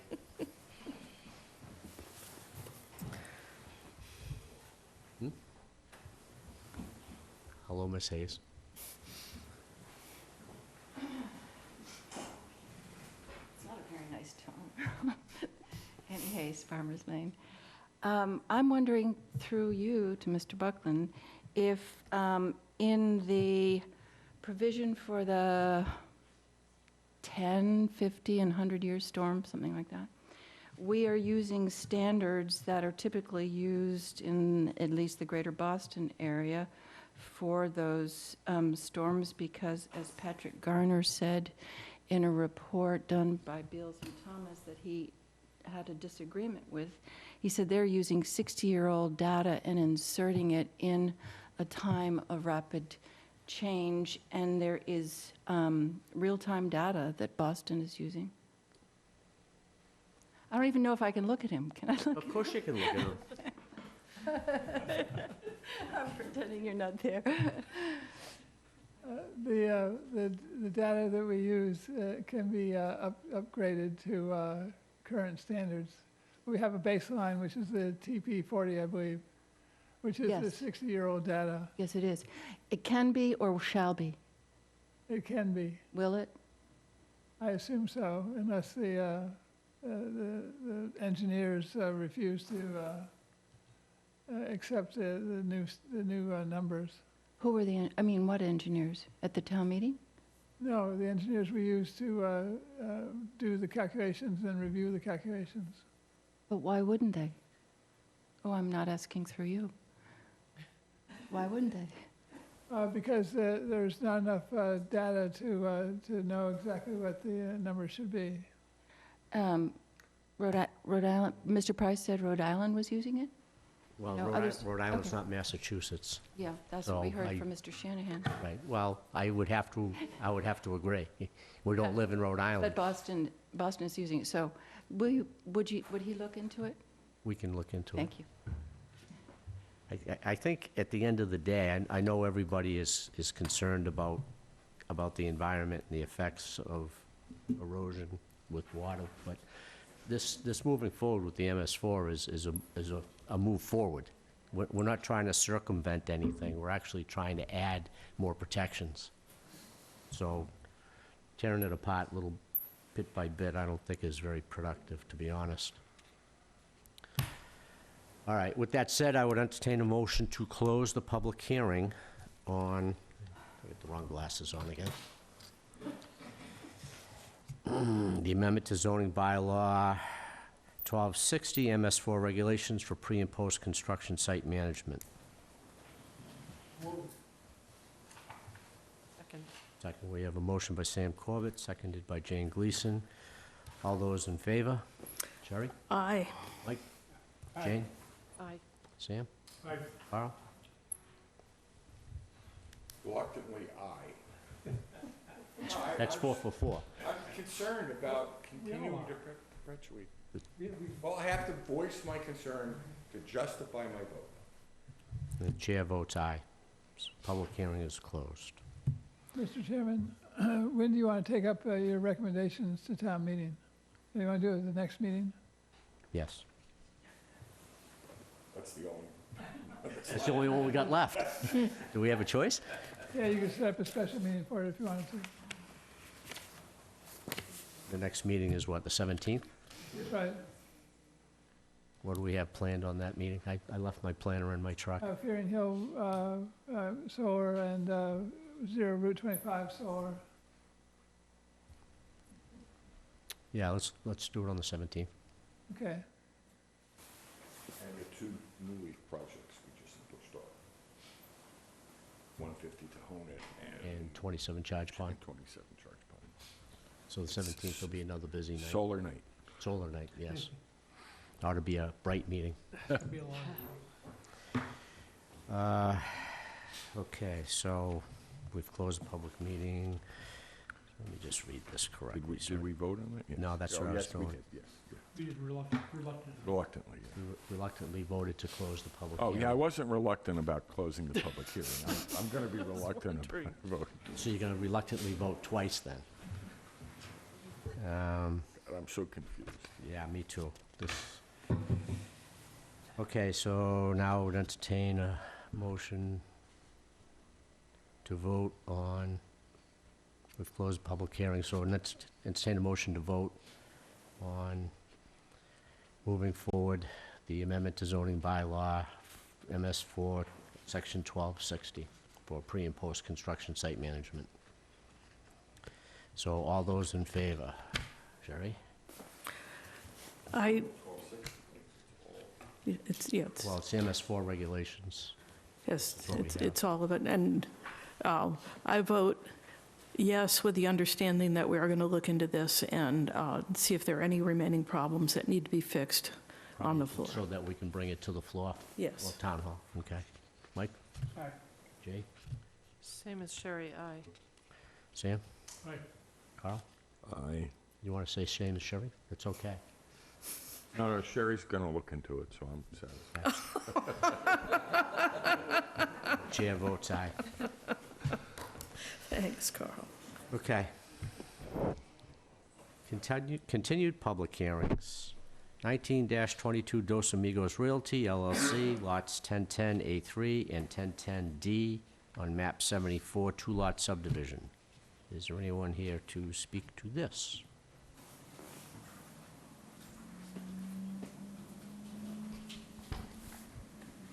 Do we have somebody online? We do?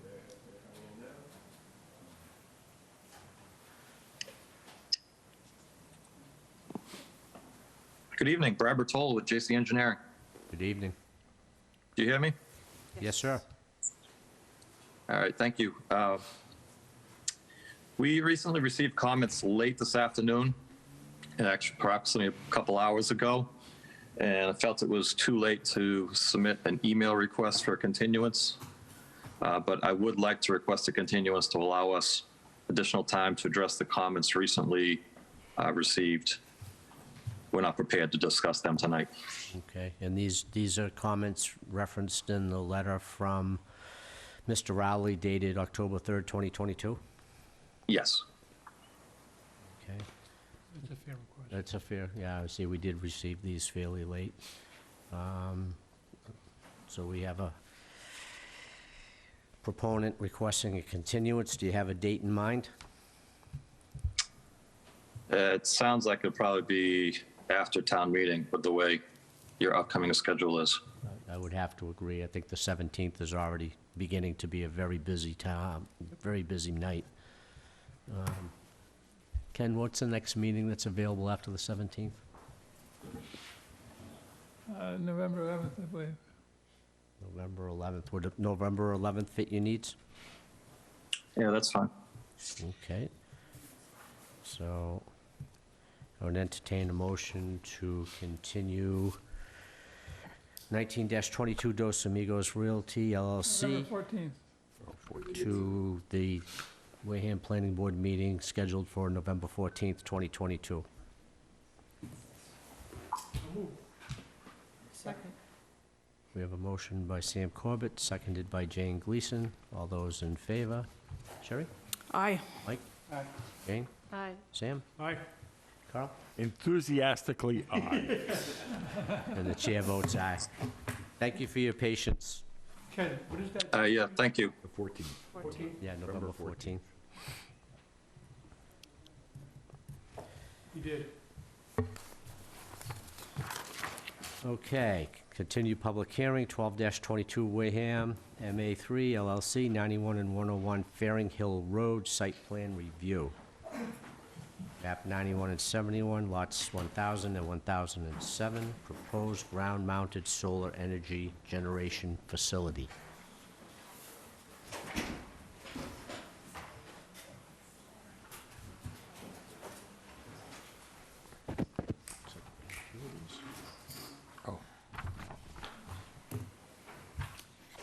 Good evening, Mr. Chairman. Good evening, sir. For the record, Joe Shanahan appearing on behalf of the applicant on this particular solar project. I want to first apologize to the board for not being present last Monday. It was a bit beyond my control. And I realize you've already had a pretty long night tonight, so I'll be very quick, Mr. King. Just a quick update, because I fully expect this matter to be continued till October 17th. As was reported to you last week by our engineer, Mr. Tebazinski, he and I met with Mr. Price and Mr. Rowley a week ago Thursday for what I believe was a final review of all of the site plans and calculations. There were a number of revisions that were agreed upon at that time that had to be incorporated in those plans and the calculations. We had committed to do that and submit them to the town and the two consultants by the end of last week, and we did that as of last Thursday and Friday. But needless to say, tonight being Monday night, I don't expect any of you to have looked at it yet. I know Mr. Rowley has already issued a letter later this afternoon, but we haven't had a chance to get to it, and I know Mr. Price hasn't reviewed it yet. So, as I said, I expect that to carry over for 2 more weeks. A couple of matters that came up during your meeting last week when I wasn't present. I did have the opportunity to watch the video of your meeting, and there are a few matters I want to address quickly, if I may. I could have addressed them last week. Mr. Tebazinski certainly couldn't be expected to. So if I just might run through a few in no particular order, but if any require further explanation, I'd be happy to address them. The first matter, which was very disconcerting, to tell you the truth, is there was a gentleman here representing another solar developer who was addressing the matter of the Plymouth Group study, and I believe asking for extensions to their 2 special permits, because that study is still in the works and he doesn't have an interconnection agreement. I'm quoting him from the video where he said all the projects across the board are in the Plymouth Group study. And I think that understandably gave rise to questions by members of this board when my project came up. I want to assure you, and I've just submitted to the chair, that we have long had an interconnection agreement with Eversource. The first portion of that agreement was in October of 2018, and the second portion of that agreement came in May of 2021, and we did not even file an application for this project until our application was approved by Eversource.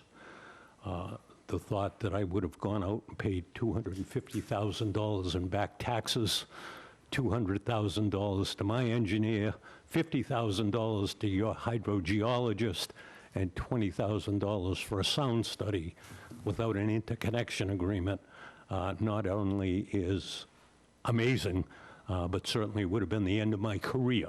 So I can assure you we have full interconnection agreements prior to even wasting your time with the permitting process.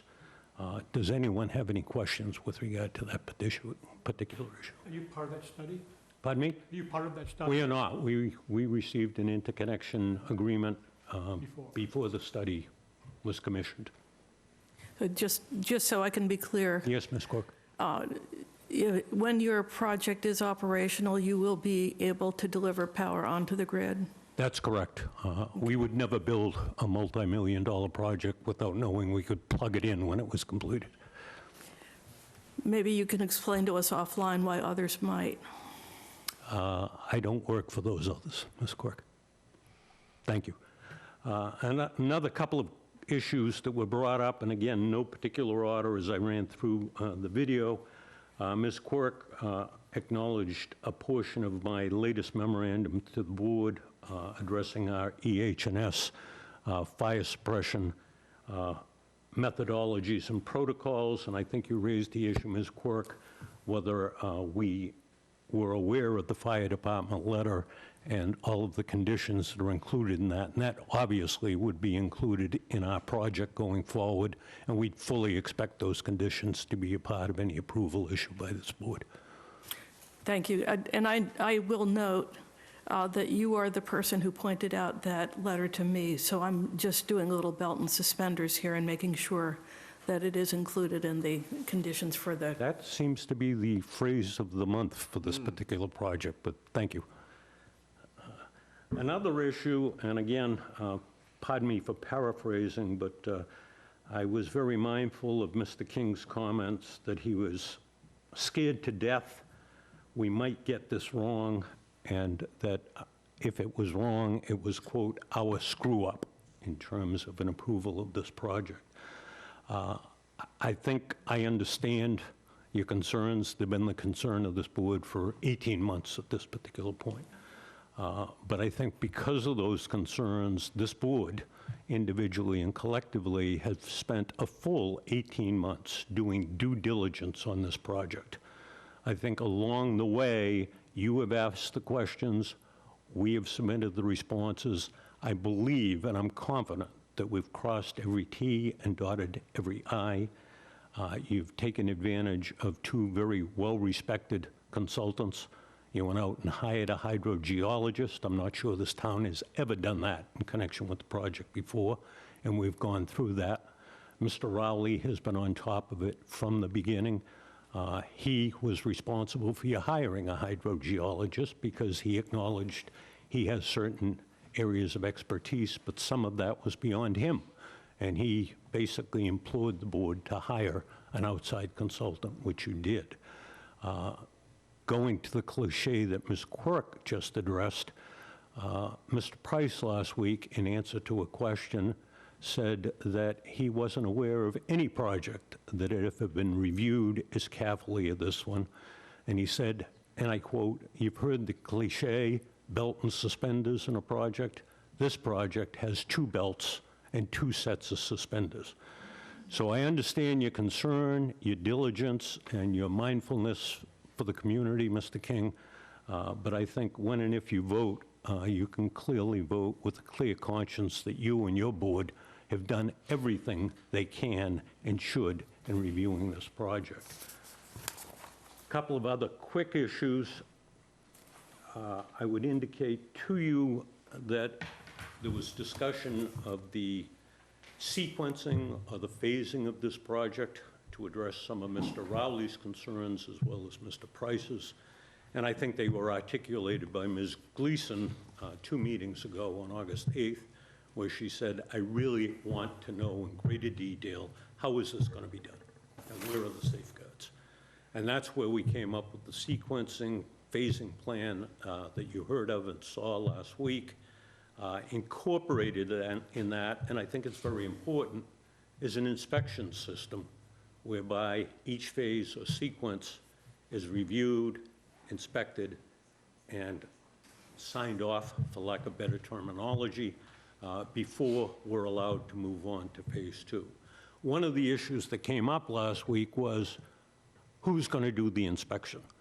And I feel awkward raising this issue tonight, but on my last meeting with Mr. Rowley, had a discussion about these inspections, and at that time he indicated to me, and indicated it was public, that he had announced his retirement from the town coming up in the near future. So he indicated that he wasn't sure who was going to do the inspections. I followed up, and pardon me for making this public, Mr. Rowley, but I followed up with an email to him and said, if you're going to be retiring and the town will agree, would you consider being engaged as a private inspector for the town, which we would pay for the obvious reason that he knows the plans better than anyone else, he knows what our intentions are, and he knows what the town's expectations are. Mr. Rowley, again, in his professional manner, said, this isn't up to me. Ultimately, it's going to be the planning board who decides the peer review and the inspections, and I'm not going to comment at this point. But I would indicate to the board and put this to the board that for those reasons, I think Mr. Rowley, if ultimately he's willing to do that on a part-time basis, would be the perfect person for the town and the applicant to do those inspections along the way, and I would ask you to give that thought as you look at what you're going to do going forward. Last issue, and it's more a semantical issue than anything else, I think Ms. Quirk mentioned to Mr. Price the fact that I, in a public meeting, had said I was anticipating his sign-off, and I think that was the correct word, and I used it, so you did not misquote me. I didn't use it as a word of art when I said Mr. Price's sign-off. I really meant when he's done his final review and made his report to the board, which again, I think he summarized very briefly with the belt and suspenders comment last week. So I apologize if it was looked at as more than just a paraphrase of what I was thinking at that time. Those are the only update. Oh, one more issue. Mr. King, you raised the issue of access to the site at the outset with regard to heavy equipment that might have to be brought to the site to access it, take trees down, create the access road. We haven't yet spoken to the police department, but as we move forward, if the project is approved, we will have a traffic plan worked out with the police department. We obviously will have privately paid details to make everything safe, but this is not an unusual circumstance for us in developing this site. It wouldn't be unusual if the site was being developed for single-family houses, and it wouldn't be unusual for any other development in town at any other location. But you're correct to have raised the issue, and we'll deal with the traffic plan and privately funded offices for traffic control. Those are the only issues I gleaned from the video. If I missed anything, I'd be happy to try to address them. Otherwise, that's all I have for this evening, Mr. Chairman. Okay, thank you very much for your comments. Any questions from the board before we? I have at least one. Mr. Shanahan, there was some discussion in Charlie's letter and also in the last meeting about either insurance or an insurance bond. Could you tell us more about that? I don't quite know what you have in mind there. It would be very helpful, I think, to understand more. Don't step on your glasses. I'm glad you brought it up, Ms. Quirk. I did hear you bring that up at the last meeting. Basically, we at Con Edison have what would be called a general commercial liability policy that is in effect in connection with all our activities, whether it be construction of a solar facility, whether it be the operation of a solar facility, whether it has to do with a Con Edison utility truck driving down the street and backing into your car. We have a policy I've submitted to the chair and to you, the terms of those policies with regard to workers' comp, auto and vehicle liability. But the part you're most concerned about is the comprehensive liability plan, which is basically $2 million for any occurrence and $5 million for occurrences in the aggregate. The issues that you're looking at specifically, and I think to which Mr. King was referring to when he was losing sleep, is if by chance, which is contrary to the findings of your town consultants, but if by chance, either in the construction of this project or after it's completed in its operation, the ground monitoring wells show that there is some adverse impact as a result of the project, or a neighbor comes forward and says, look, my septic system has failed the Title V inspection when I went to sell a house, and I think it's the solar project's fault. That becomes a claim, and if in fact that claim can be substantiated, we have that $2 million policy to address that particular property owner's situation. So it is more than ample.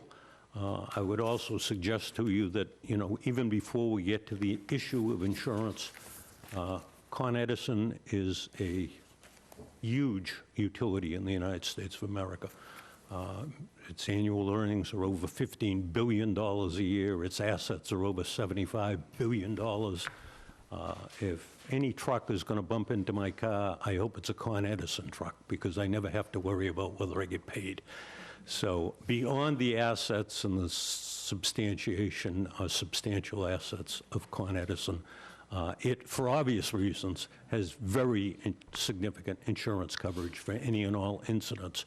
And I've gone a step further. I've included in that submittal the language that is included in our contracts with anyone who works on the development of a site. If we bring in anyone to harvest the timber, for instance, that language has to be included, and evidence of insurance on their part has to be provided to us. If we bring in anyone to install the panels, it's the same thing. So it's, again, it's belt and suspenders. Those working on the project have to provide us with evidence of insurance, but over and above that, Con Edison has its own coverage for any incident that might come out of the development of the project. Just a couple points there. One is, I would note, though, you're developing this project through an LLC, so you have your liability captured within an LLC. We would provide you with this, upon request, but I'll volunteer it, we will provide the town with a certificate of insurance with those particular coverages certified from the insurance company. And if the town should request, if it lets Mr. King sleep better at night, we would add the town of Wareham as an additional insured on our policy. So if one of those problems arose and someone said it comes from the project, and it's not only Con Ed that's causing the problem, but the town of Wareham shouldn't have approved this project, our insurance will cover that for the town of Wareham also. All that is good to know. I'd like to look through this and surely. look through the submittals. One of the issues that Mr. Price raised was the question of PFAS, and said that you all had gone through various discussions about monitoring, and for reasons that sounded reasonable, had decided that monitoring would not be possible. He said that you ultimately decided that you would bear the risk and cover it through insurance. And so I wanted to just highlight that and ask whether possible PFAS or other contamination would also come under this. Yeah, a couple of issues. That issue arose principally because Mr. Schultz raised the issue about perhaps picking it up in the monitoring of the site. You first asked if it could be a life of project monitoring program, which we now are going with. But in talking to Mr. Price, he said that is not something that you're going to pick up in groundwater monitoring wells. First and foremost, because there are too many extraneous factors that kind of poison the data, if you will. So what we basically did is came back to the issue of our panels are certified by their manufacturer, Jinko, not to contain PFAS. And I would respectfully suggest, I'm not sure any other project in the town of Wareham has provided that certification. But second of all, in the manner of insurance, when you get a general commercial liability policy such as we have, generally speaking, pollution is an exclusion in the policy. When I provide you with the certificate of insurance, you will see we have an addition to our coverage that it addresses the issue of pollution, which would pick up in the event that there was a claim of PFAS that could be substantiated. It would be covered under that pollution provision. Okay. And one other thing that I think we asked for was, and Mr. Price said he would seek from his landscape architect with some assurance that the seeding plan and the soil are going to come together and result in growth that will resist erosion. I think this, again, was an issue that you had raised, Jane. Yeah, how that unfolded is initially Ms. Gleason correctly, and I'll give her credit for picking up on it, we have panels that are 3 feet off the ground, and she correctly noted we had 4-foot growth in our seeding.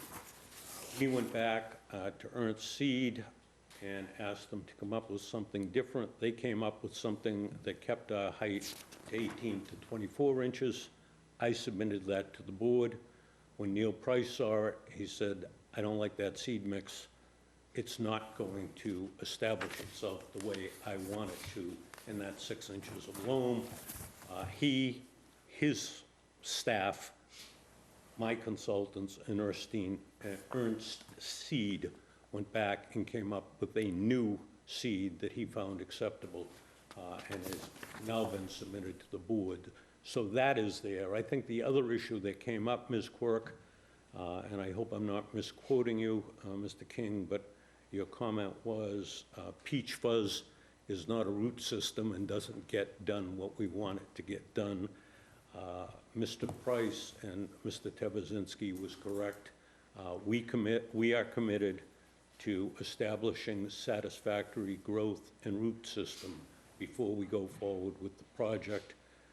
One of the issues came up is, can you drive piles in any part of the project before you have stabilization and growth in another part? We're looking at that now, but the calendar is not the determining factor anymore. We will do what we've committed to do. We'll get in, we'll do the site, we'll loam it. Those areas that we're just putting a growth on to stabilize while we work on the site, we'll do that and come back and put the final seed mix on. But ultimately, if it takes a full cycle, if you will, of a season to get that growth and get rid of that peach fuzz, we're committed to it. Mr. Chairman, I'd like for us to consider one question, which is, we have a draft decision which we have received. We've received some comments from you, Mr. Shanahan. I think that draft decision has been shared with others as well. And I would like to see if the board would like to receive comments from others on this proposed decision. I know I have a number. I don't know what our process is going forward with how a decision is made, but helpful to get comments from those who have participated. Comments from the board members or from others that have seen it? Certainly from board members, but also from members of the public. Okay. In the form of written comments would be good. Mr. Chairman, through you back to Ms. Quirk or through you to the board, as long as the public hearing is open, this is a question, but sort of in response, and this document is in the public and has been shared, it is now an artifact associated with the project, I would think it's reasonable that the public, it's been made public. Mm-hmm. So I don't know how we do that, but it's in the public. Is the draft decision on the website, Ken? No, no.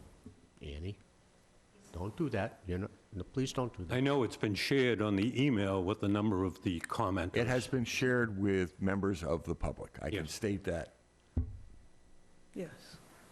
Yes, it has, yeah. but it's So- sent around. The other thing I'd say, Mr. Schultz, with all due respect, I know this public hearing's been going on forever. but none of the comments have yet reached the status of an artifact. That takes a little longer. Okay, okay. So my point being then, If we're going to take comments, but we don't have to continue the public hearing for years. I mean, No, it's, but if we're as gonna long as ta- the public hearing is open, If- comments, right, and if, that was a question, not a pronouncement. I think if that draft decision has been made public through various channels, then it really should be on the website for anybody that wants to review it. Yeah, it should be. Yeah, so if we could do that, that would be a big plus. All right. We can, It it is a lengthy document, so, It is, and what it does is it goes through the regulations and the criteria that are already in play, that you're responsible for making findings on. So it's nothing new. no, but I think it would make it, a little bit easier for the public if they Have could the read it, choice to, right? And just so that there's Blank. nobody losing sleep, to coin a phrase, it's not a document that says, this is why we approve it. It's just a document that goes through the various sections of the project and what it is we're responsible for, and there's a clause, or a notation that says, this is why we either approved it or denied it. These are the reasonings behind it. So don't panic that just because it's... Correct. The reasoning, nothing there. So, but if we could get that up so the public could see it, I think that's a good idea. all right, will do. Okay. I had a question regarding the... No questions for you. No questions for me. All right. Question also. What's the question? I was just wondering about the general liability policy, the comprehensive limits, the 2 million and the 5 million in aggregate. That's for individual project? It can't be for Con Edison nationwide? No, that's for this particular project. Okay. For A legitimate question, For Mr. Buck. 96 Realty LLC, is that what the policy Bless is you. for? No, it's for the LLC that will develop and own the project. Wareham. 96 is the landowner. Okay. So Wareham MA3 Correct. LLC, sorry, okay. And if the project should change hands during its lifetime, Even if the project changed hands, the entity would be what is sold. So Wareham MA3 LLC and the project Would would be live on. sold. And as I think Mr. Buckland alluded to earlier, permits run with the land and the project, so the conditions and the obligations remain the same. with it. Yeah, so it's important that we note those conditions should the project get approved. Because we've already seen that. I do have one question. Absolutely. Through you to Mr. Shanahan, one thing that you didn't mention was my question and discussion with Mr.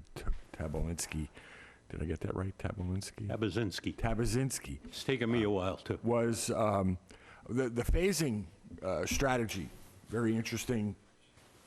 I'm not talking about that in particular. I was intrigued by it.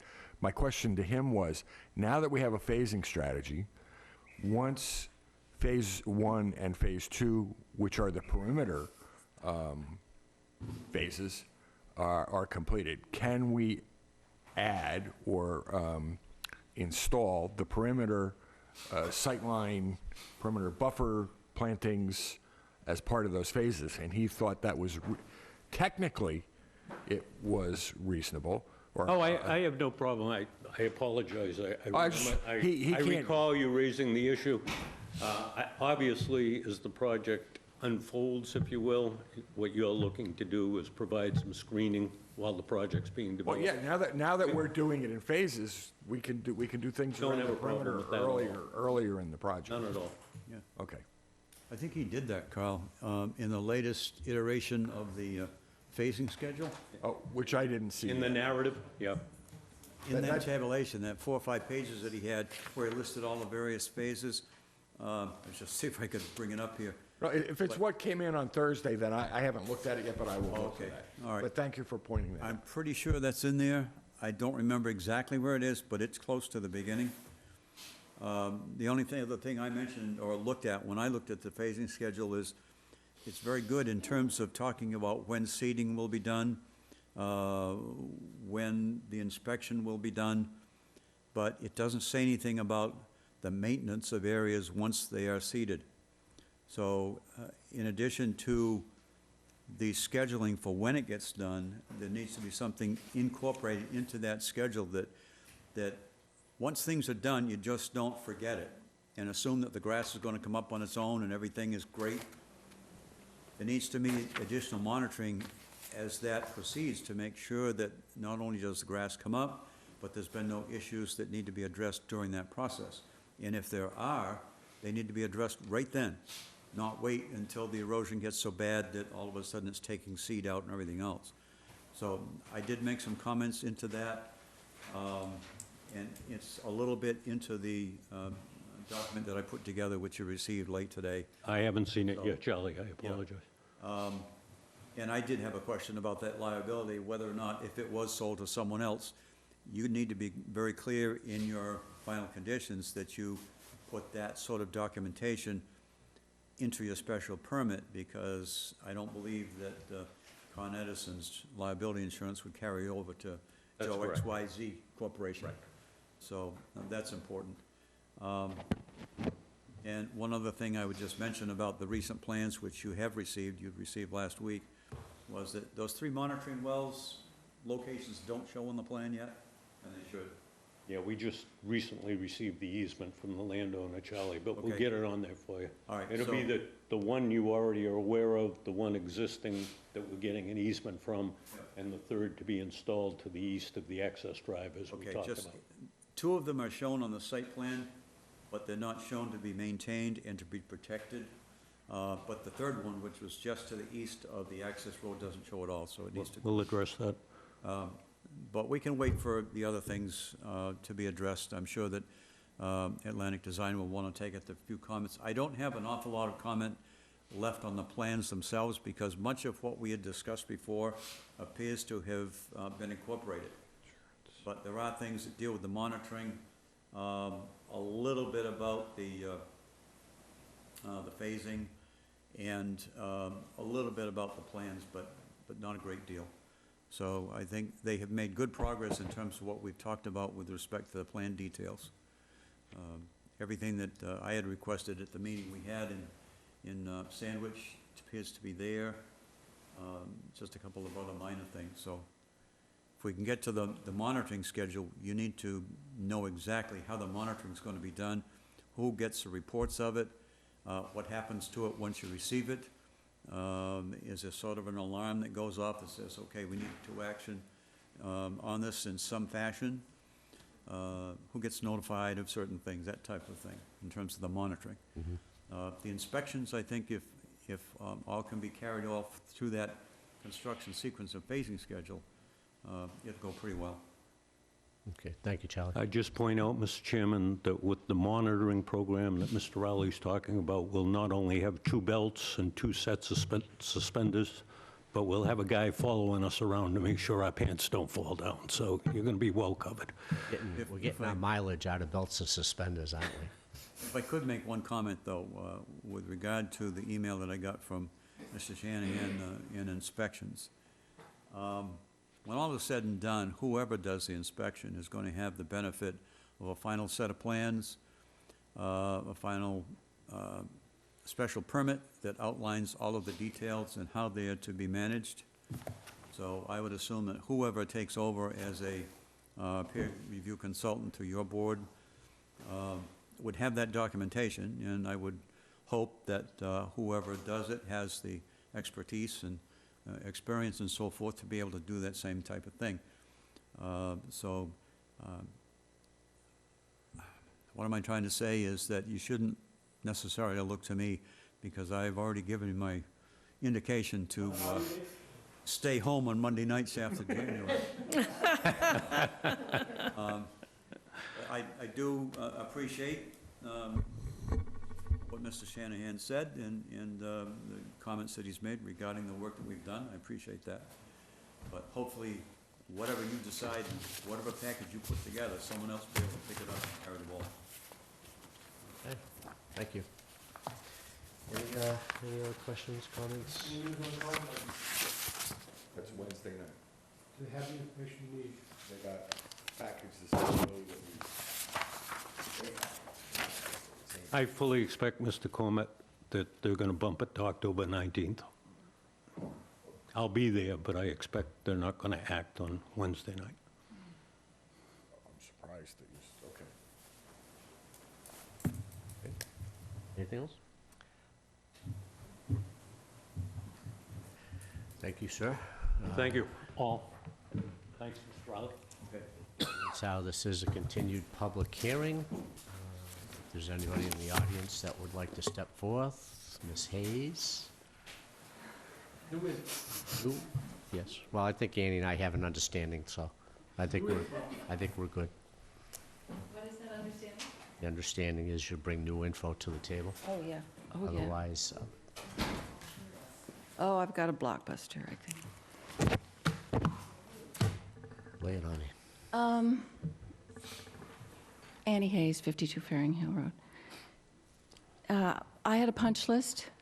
One was to get in writing Mark Rasmussen's statement about the value of Faring Hill watershed, forested watershed, to the Weebiantics recovery from the nutrients from the water, from the oxygenation, et cetera. I had said I had seen him, I referred to him a number of times in writing, et cetera, but I had talked specifically to him, and it was in person that he told me. I went to his office again, and his assistant spoke to me, and according to the woman at the desk, after talking to her and Mr. Rasmussen, his email is on the way to me. The other was that I was to speak to, I wanted to verify what Chief Kelly of the fire department had said. When I reported that, he said, if it is on fire, he would let it burn, the solar development, and that the course was online and people could take it, but that it hadn't been, as it had sounded, that it would have been taken. So I wanted to make sure that I... Before you say, we did discuss that at the last meeting. I know, but I did go to bring that see up. him. Right. That's my but punch you're- list. Right now, what you're giving us is hearsay. Do you have anything in writing from anybody?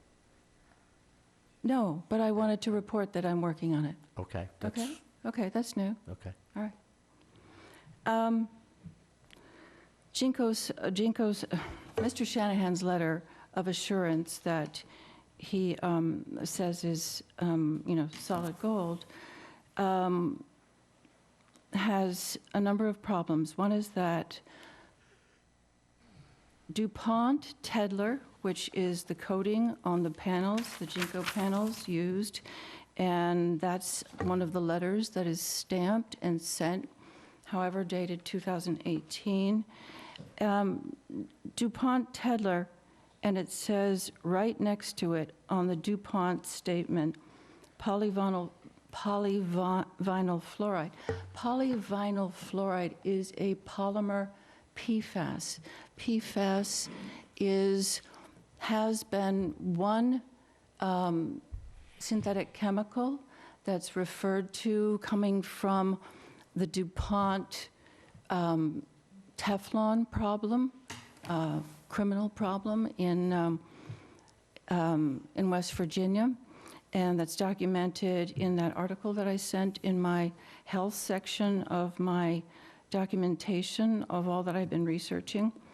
And it is a polyvinyl fluoride polymer PFAS. And you can look at the categories. You can look at, I've got pie charts, and I'm going to put all of this in the next submission, which will be for health. So, that discounts the letter, but let me go further. He points to the Silicon Valley Toxic Coalition, that it was the top of the scorecard. That coalition has to do with things like no, war chemicals, mining, I'm not getting the right term, and it has to do with labor conditions, and it was discontinued before they came to the point where they knew about Jinko's involvement with slave labor in the Uyghur internment camps in Xinjiang province in China. That is also extremely well documented. The UN just wrote a report on Jinko, not on Jinko per se, but on the companies and the slave labor. And there's lots of documentation. I'm also including that. And let me read something about PFAS. 2 minutes, 2 minutes, Annie? Excuse me? 2 minutes? I have, really, after, Well, a lot of what you've Everything that said, a Mr. lot of what you've already said tonight, to be honest, we've heard. We've discussed but this. you haven't had, Mr. Shanahan just said that Jinko Solar is great, it's bona fide, and that's the best you could possibly hear for verification. And I'm saying that's not true, and I'm going to just quote one of the documents for verification of that. But if you want to wait to read the document, I don't even know that people have written the documents. That's why I come here prepared to give details. I'm really dry. I would like to read this. What is it concerning? It concerns that polyvinyl fluoride is a PFAS. Well, you've stated that, Well, and you there's stated that at the something last more. meeting There's as well. something more about it. What's that? Intrusion, can I read it? Yes. Well, It's about, they deteriorate to microplastics, which are tiny, tiny particles, and they leach into the soil. And it's also specifically referencing polyvinyl fluoride. and we have the documentation to back that up. I do. I have all of the URLs in the document, but I wanted to bring this so the public could also hear. Well, I would think And it's, that I think that's important. I'll skip to one of the chases is that because DuPont is being sued by our AG for hiding funds to remediate PFAS by spin-offs, Borrego just did a spin-off, and there's information about that project that is disturbing. And there's evidence here that that's what corporations are doing. They're coming up against liabilities with solar projects, with PFAS, with others. Con Edison has signed a purchase and sales agreement with REW, a German corporation, for $6.8 billion. That was on Saturday.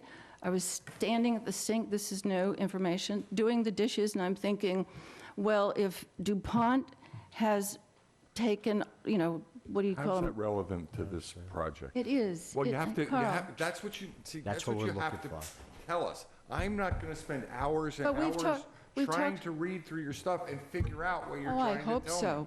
I hope so. I'm not gonna try and figure out Oh, my what you're trying, gosh. you have to summarize it. I'm trying to do that here. And I'm trying to do that here and talk about the relevance.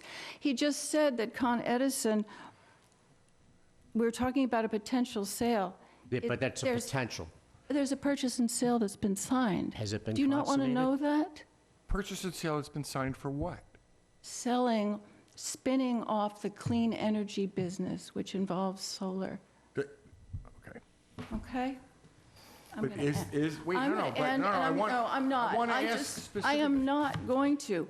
I get to it, and I'm being cut off as if I'm an annoyance, and I'm just not No, going to you're continue. not an annoyance. You have to distill what you're saying so we understand the point.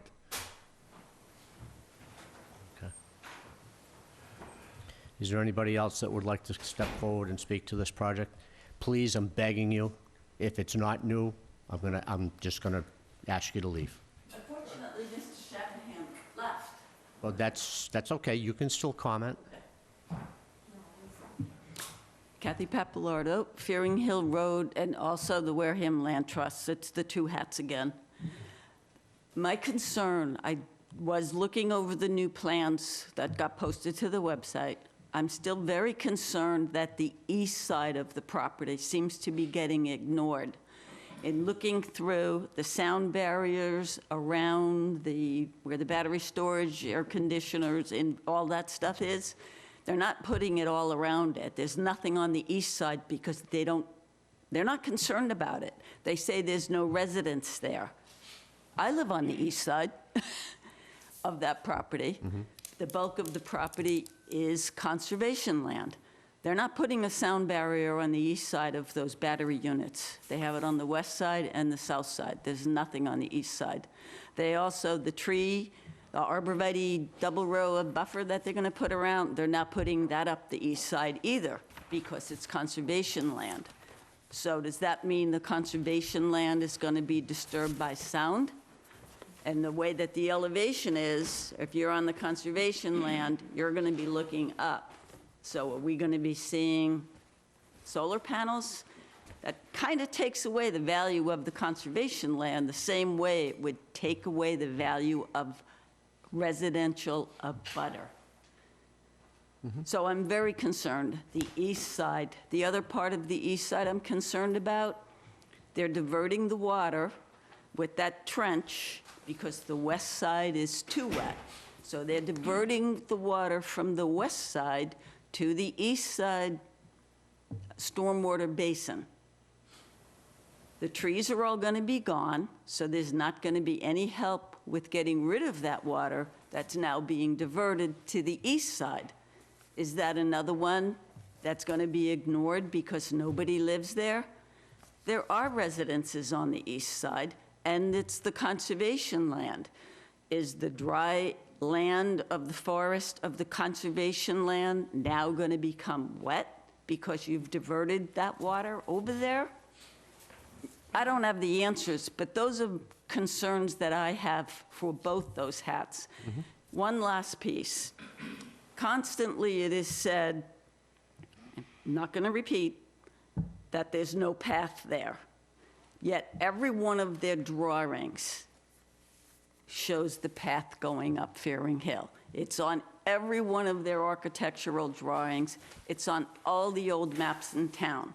But they say it's not an ancient way. It's kind of hard to ignore it when it's on all of your plans, too. That's all I have to say. Thank you for listening. Much.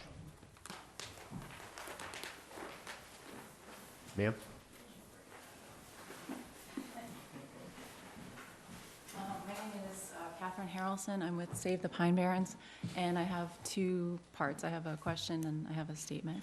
The first is a question that I just have because I haven't read through the new site plans thoroughly, and I just might not know the answer to this.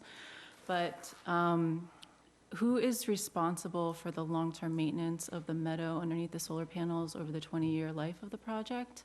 And does that maintenance include the watering, like the constant watering of the meadow underneath the panels for 20 years? The maintenance of the meadow would be on the developer. Okay, and is there anything in the plans about watering the meadow during the summer months, especially? You mean like irrigation? Yeah, irrigation. No, there's nothing in the plan concerning that. All right, thank you very much for pointing that out. We just had an unprecedented drought over the course of this past summer. I think we all know that for a fact that we can expect more droughts over, the next 20 years and for them to increase. I know that over the course of the summer, everyone's lawn went, dead. And then the specific water retention capacity of the specific seed that they're planting was taken into account for its ability to manage stormwater. So I just want to point that out, that I think that that is something that needs to be looked into, that this plan assumes sort of like a constant sort of meadow underneath the panels. So I wanted to bring that up. The second thing is that I just wanted to point out discrepancies between what Atlantic Engineers said during the last 2 weeks, during the last planning board meeting, and what Mr. Shanahan said during this meeting. The engineers from Atlantic said during the last meeting that they weren't going to sample any down gradient wells, and I can't remember if it was monitoring wells or homeowners' wells for PFAS, because rather they had decided to sample the stormwater basins, the catchment basements for PFAS. The reasoning being that it would show up in the stormwater retention basins before it showed up in the monitoring wells, which seemed to make sense. During this meeting today, Mr. Shanahan said that they had decided not to sample any wells, and again, I can't remember if he said, if he was referring to private wells or monitoring wells, because I can't remember how many down gradient monitoring wells are on the property, if it's 1 or 2. But he said it was because it's difficult or not really feasible to sample monitoring wells for PFAS. And I just want to dispute that statement, that it is actually feasible to sample drinking water wells and monitoring wells for PFAS. It's very, very difficult. There's a high potential for cross-contamination, but procedures have been written over, almost every company has procedures for sampling monitoring wells for PFAS. So I just wanted to point out that discrepancy between the two statements. So, thank you. Thank you. Mr. Chairman, the issue that she just raised may be one more for the Conservation Commission. Yeah, absolutely. And I think, to be honest, I think there's just a little bit of confusion, because if I remember correctly, that was, the statement that he made is that if they monitored the storm basins, they would pick up on PFAS leaching into the water quicker than waiting for it to get through the subsurface and into the monitoring wells. So if it's a combination of both, if they're watching one end, both the wells and the stormwater, if there is anything that's going to show up, it should be caught. I think they're going to monitor neither, though. Where they came down is they're going to monitor neither and instead rely on their liability insurance in the event that... Well, yeah, well, that's certainly, for me anyway, that certainly wouldn't be acceptable. So we can definitely clarify that. Is there anybody else that would like to speak? Sir?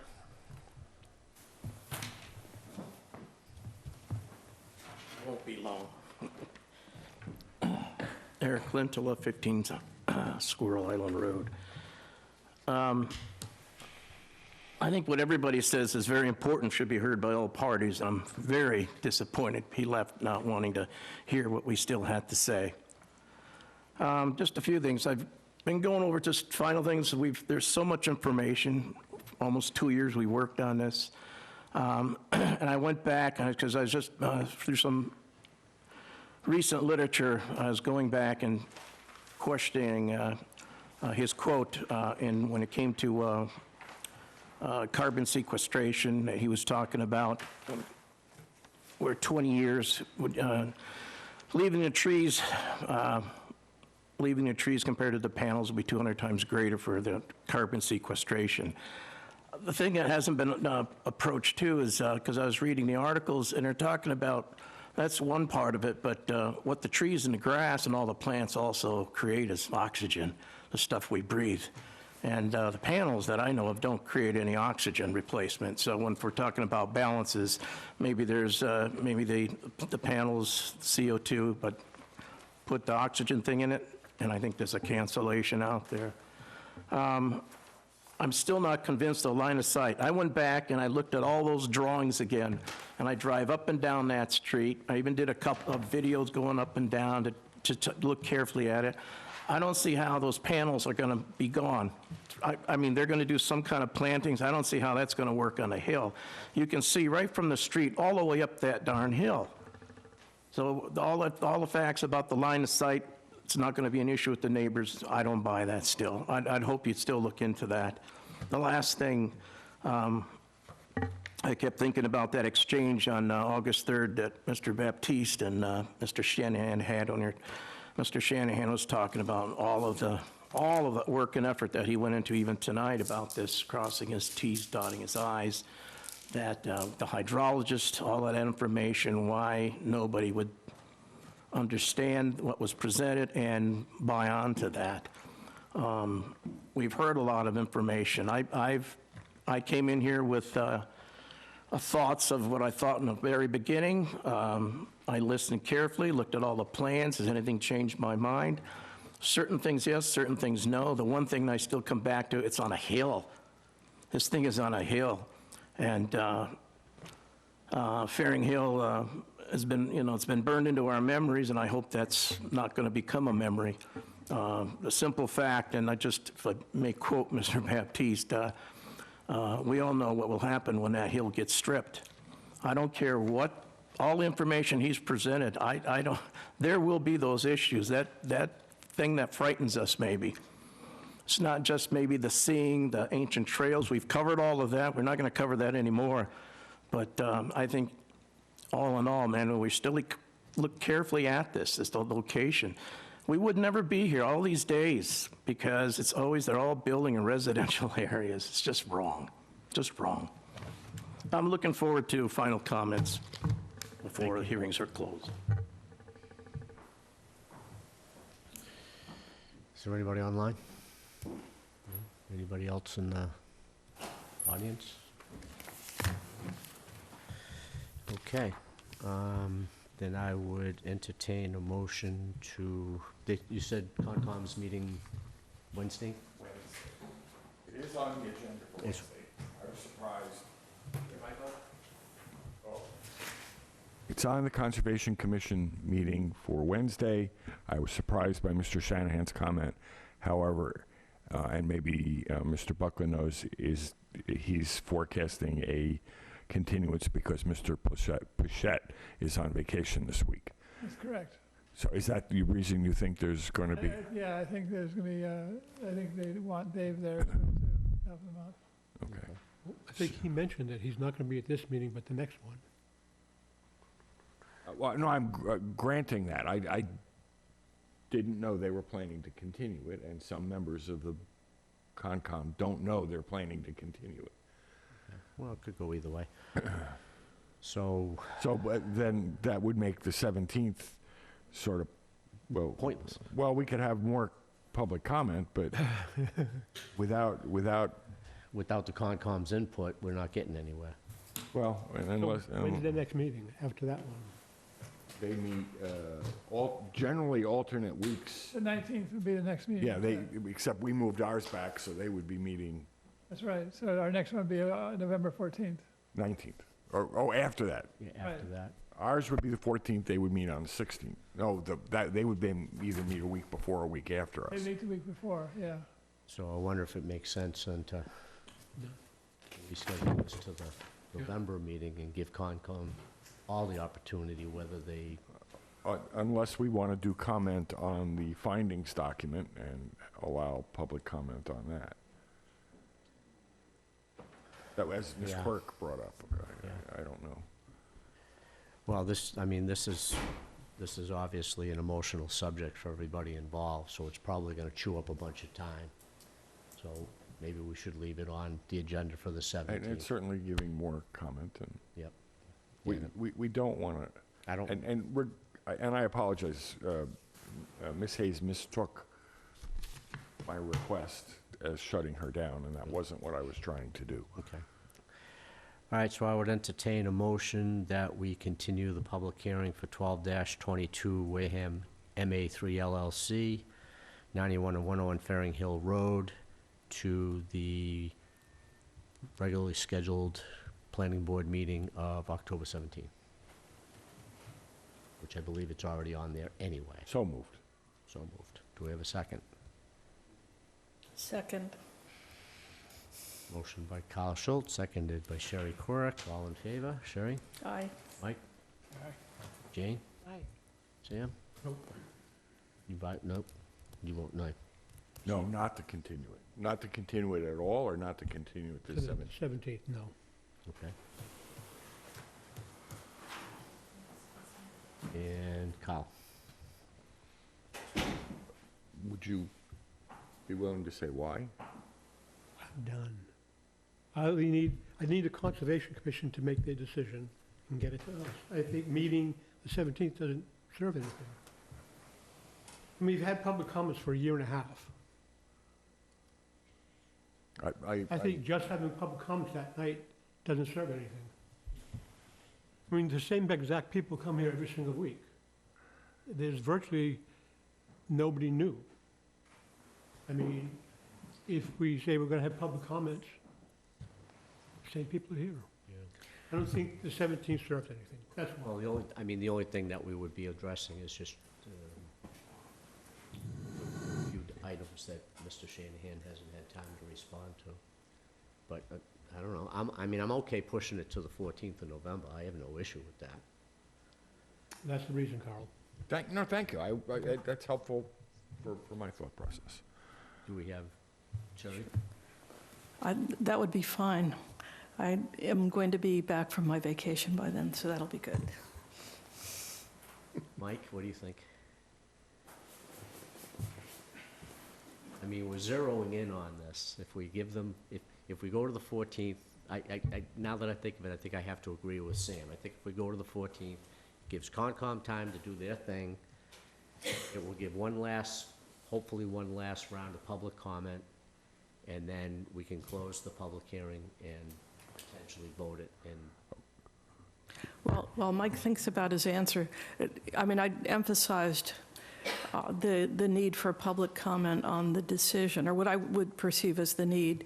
In order to write a decision that will stand up on appeal, we need to fairly reflect all the views and opinions that have been presented to us. And I think that takes some input, hopefully written input from people. And Mr. Chair, I hope that we don't go from close the public hearing to vote in the same night. I will not. No, I won't be ready to do that. No, I would agree. I wouldn't anticipate us doing that either. This is too big a decision. All right, sir? Just a comment. With respect to the Conservation Commission,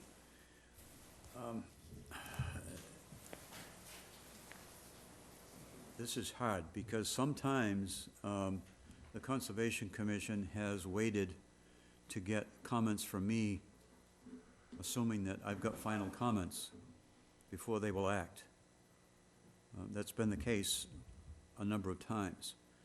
So, just as a suggestion, I would try to get to the close of this as much as you can and get close to a point where you have done all that you can do.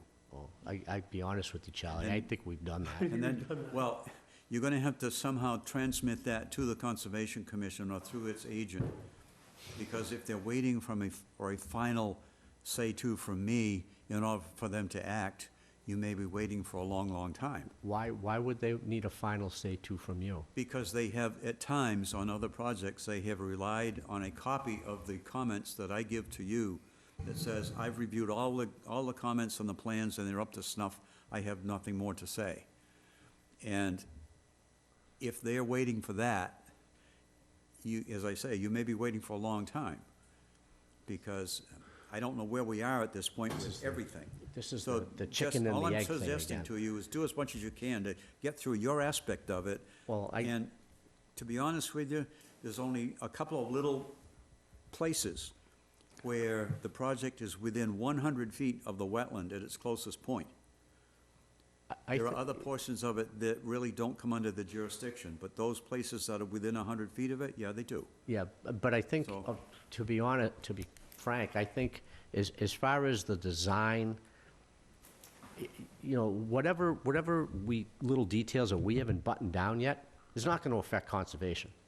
I think the big picture stuff is already done. They should be able to look at everything that we've done so far and give us a decision without us fighting over how much screening we're going to put, to Mr. Lintel's point. I think you're assuming that they will think that way, so I would just suggest you do a little bit of contact with the agent if David's on vacation this week or next week or whatever. Yeah.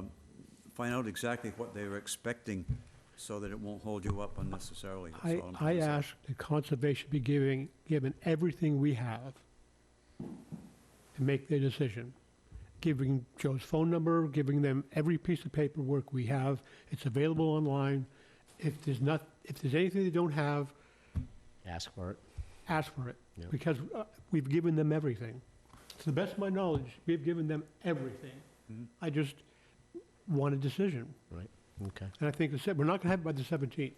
Okay, so taking Sam's concerns into light, I would have to agree, so I would restate my request for a motion to continue 12-22 Wareham MA3 LLC to the scheduled meeting of November 14th. So moved. Second? Second. Motion by Sam Corbett, seconded by Sherry Quirk. All in favor? Sherry? Aye. Mike? Jane? Aye. Sam? Aye. Carl?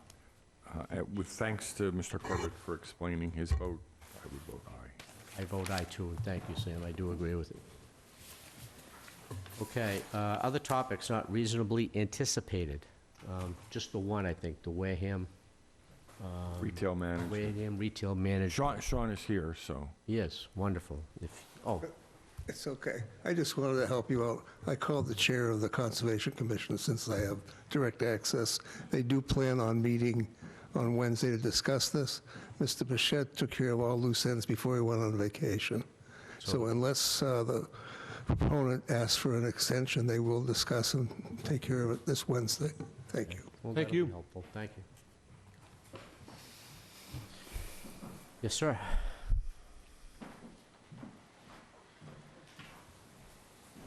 Good evening. How are you? Good. I'm glad you're here tonight. Thank you very much. Did you have fun? Oh, it's great. Yeah, absolutely. Been to a few of these. Sure. So Introduce himself. yeah, if you could. Yeah, so my name is Sean Berlin on behalf of Wareham Retail Management. The property there that has the Aspen Dental, the Chipotle, and the Starbucks. Okay, and can you bring us up to speed as to what is going on? Sure. So basically, I met on site with Mr. Rowley, Mr. Corbett, and Mr. Schultz to discuss the state of things and how we wanted to best address things and the concerns I think that were laid out in the letter. So from the time that we have met, Eddie McCaughey from Little Tree Landscaping and his team have addressed, I think, about probably 75% of the site in the way of mulch beds. The things that just we had pointed out, replaced some of the arborvitae, some of the other plants that had, been dead for a little while now. So we've kind of went with a different landscaper there just to make sure that, especially along the roadway there, everything gets addressed and looks tidy and neat and as it should. So we're also doing some hydro seeding to make sure the grass is well kept. The bed, all the mulch beds were all edged out as well. So I took some photos as well today. So they're going to be back there, weather dependent, over the next couple of days. So that was our first step to try to address the concerns from just beautification standpoint. The number one thing I think why I'm here is to address the issue with the two dumpsters that are still not finding a home within the enclosure there. Basically, we had, from the time we had met, our engineer put forward a truck turning plan to ensure that, the concerns were addressed, and basically it would include cutting the curb in a certain angle to ensure that, the trucks would have access with the front-facing forks. We'd be able to get the dumpsters out and serviced properly. So we were hoping to follow the one we had proposed. I know that Mr. Raleigh had suggested another alternate of switching the orientation of the dumpster, which I think might include a little bit more work than the timing of things would allow for us to do prior to winter time. So between the footing that has to be and to get a new gate, believe it or not, there's a long lead time for that stuff too. So we just want to get this done as soon as possible. I knew that time was of the essence, and so that's why our proposal was what we put forward as the best way to address it quickly, while also staying out of, I think, what the concern was, that the trucks would be able to back up without getting in the way of the drive-through lane there. So I think our proposal does do that, but I definitely want to defer to what can be done just to address the concern. Well, without jumping on other people's feet, I saw the proposal, and my concern was that if you make that curb cut like you're proposing, it's going to end up getting used by traffic. In cutting through out of the Starbucks, if somebody gets uptight, doesn't want to wait in line at Starbucks anymore, and just blaze through that cut. People are people. They're going to take the path of least resistance. Right. No. So your concern being that they would hop the line or something like that? Yeah, exactly. I mean, the pattern, the traffic pattern was designed the way it is now for a reason. I mean, we put a lot of time and effort into figuring that traffic pattern out. And, you know, the turning of the dumpster, the orientation of the dumpster and resetting the pad, to me personally, seems like the logical way to do it. And it's only the first few days of October. I mean, I've seen construction companies pouring concrete first week of December. So I think the argument of timing really doesn't, for me, doesn't ring true. I mean, we've shown concern over those dumpsters now for months and months and months and months and months. No, I understand. I'm late to the game here and addressing these things. We're just hoping to show that, you know, with me being here and me addressing things on site, that, you know, we are getting substantive things accomplished. So, and I don't doubt that we could, you know, try to push in every way to get things done as it's, you know, directed by the board. But I was just trying to find the most feasible way to get things done, given the fact that a lot of the site work contractors are, you know, otherwise engaged in the race to beat the winter. So, Yep. I think that's where performance bonuses and encouragement come into play. So, but that's my 2 cents. I don't know what other people's. What about the erosion, John? So the erosion is something that we wanted to address. I was down there again today just to kind of look at how, when the grass was cut at that, you know, that void, the depression there. So there's definitely some additional riprap, I think, that would be required in that area that we discussed. I think it was mainly that one area. The hole there. Yes, the hole, right. So definitely address it with some of the riprap. Also, we talked to some additional loam with our landscaper, and then the hydro seeding there, which would kind of just shore up the whole area. I think that's what we covered on site. I'm not sure if I missed anything. What about the irrigation pipe that was cut? The irrigation pipe, the 2 irrigation pipes over the course of the next couple of days are getting addressed too. There was 2, one stubbed up in one of the islands, and then the other one is by that depression too, so. There were 2 pipes in the depression, one that went straight across it. That's right. Got exposed by the erosion, Mhm. and another one's right side of it that was cut. Right. So they both need to be fixed, right? Absolutely. So they're being kind of, you know, diagnosed by a different guy who didn't install them. So I'm over the course of the next couple of days, like I said, you know, he's going to try to make sure that we get those things handled too. Okay. Yeah, there was one over by the, or when I say one, I'm not, it could be 5, but there was an area of concern over by the retention basin. Yep. There was one in the middle of the area behind Chipotle, just sticking up in. Thanks, Bob. There was one area of concern by the retention basin. There was one in the middle of the big area behind Chipotle. Mm-hmm. And I thought there was also a pipe where the dead arborvitae were. I didn't recall seeing that. I took 2 photos. One was of the 2 that Charlie, Mr. Rowley had mentioned over there at the retention area. There was a small one. I'm not sure what it was, though. All right. It was sticking up about When you this walk through, and when you turn or pressure test the system. Absolutely. Yeah, so that's what we're looking to do. Jane? If Sam was done, I have one. Go ahead. Sounds like the issues are being addressed. Yeah. The- Yeah, go ahead. I'll wait. The dumpster sounds like the biggest hurdle at this point. The rest of it is sort of, just gotta do it. Bump stops along the riprap? Right, so that's additional, we haven't done those yet, no. So along with the riprap that we probably will need in the other area, we'll add to that, or we'll add curb stops over, wheel stops over at that area, so. A question for the board, thinking about your idea and working with the applicant. To me, the idea of rotating the pad seemed logical. And when we talked about it that day, the applicant's concern was timing and quickly doing it. So again, trying to think through that process, if we did sort of a phased approach, how critical, again, back to your idea of incremental improvement,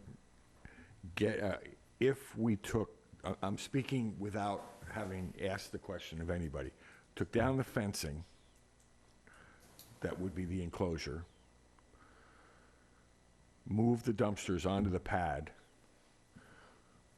and and if there's a little grass that they sit on, it's still sitting on the grass, but get them on the pad mostly, have the trucks come in that way, and then work with a construction schedule and plan and materials plan that would rebuild the pad and reestablish the enclosure, but not make that a prerequisite for the first step of getting the dumpsters Off of Toby Road? off of Toby Road and back Can I with ask a quick question? I'm asking a question, Yeah, so is sure. there a reason why the gate needs to be replaced? Why can't it be taken down, disassembled and reinstalled in a different orientation? That's a great question. I think basically just in order to address this whole thing, if we're going to do it right, I think that the best way, I think, to gain the most access to some of these dumpster enclosures is just to provide a larger gate, so it's a 2 gates instead of 4 gates, so that there wouldn't be a bollard in the middle, so the gates would be changed essentially, so just to allow for that maximum entrance point, yeah. Big, wide open. Exactly. But could the existing gate be installed in an opening that's this size with a bollard in the middle, and order the new gates and remove those and use the two, put them in place of the 2 gates and remove the center bollard when you get them? So you're saying to remove the center bollard, or I guess take the gates out and then try to still use that existing pad? Trying to I'm saying reorient them. reuse the fencing, rotate it Right. as an interim step until you can get the ideal. The new Get the gates. big gate. Right. So If we could work with you to no, I appreciate you working with us as well. And basically, it's a CMU enclosure, so that's a block wall. So, I mean, you're talking about like temporarily taking that down just to provide just a pad that we can use. I guess I'm misunderstanding how the phasing you see happening. Your comment about racing against the time was that the gates aren't available right away. Amongst other things, yeah. So it would be, So you're talking about one big opening as opposed to the bollard in the middle with 2 openings. right. Why can't you reorientate the existing enclosure using the 2 gates, order your big gate, and put it in after the fact? Well, it is going to be relying on having that central bollard, though, to make sure that, or at least the fence posts that support the existing gate. So I guess you're asking us to repurpose those temporarily until we found the other gates. I mean, I'm sure that there might be a way to do that. I think that for me, and I'm not speaking for the rest of the board, but for me, the frustration in listening to your description of how you have to go about things and your challenges, fighting the weather, fighting the availability of materials and all that, for me, it falls on deaf ears, because we should have been having these conversations 6 months ago when we wrote the first letter, or 8 months ago, however long it's been. It took us forever to get somebody's attention over there to address this. Well, now it's getting close to winter, you're having a hard time getting people to come and do the work for you, you're having a hard time getting materials, none of which is our problem, to be quite frank. And I completely understand that. Like I said, I'm late to the game, and I can only try to understand where your frustrations are from the get on this. But now thinking about this, there's an additional brick facing on that too. We have to look at the availability, all of which, like you said, is our problem. So we'll look into anything. I just figured if we could try to get this done sooner rather than later, our proposal would offer that approach. If there's other, things that we have to do in terms of I guess if we have to follow the plan that reorientates the entire footing, then we'll look into it if that's what the board would have. I'm just trying to offer the best, quickest fix so that, this can get addressed quickly, that's all. Well, It sounds like, from this board's perspective, that the long-term picture, I think that there was a lot of time, I wasn't on the board at the time, but there was a lot of time spent figuring out the best traffic flow, and that ought to be maintained, because that's been discussed. I think that the labor and materials difficulties are really short-term issues, and that the big term should be the focus, and getting that traffic flow to work properly, as was discussed, and not, as Mr. King pointed out, shortcutting the drive-up window lineup is probably not a good idea, because that's a long-term issue.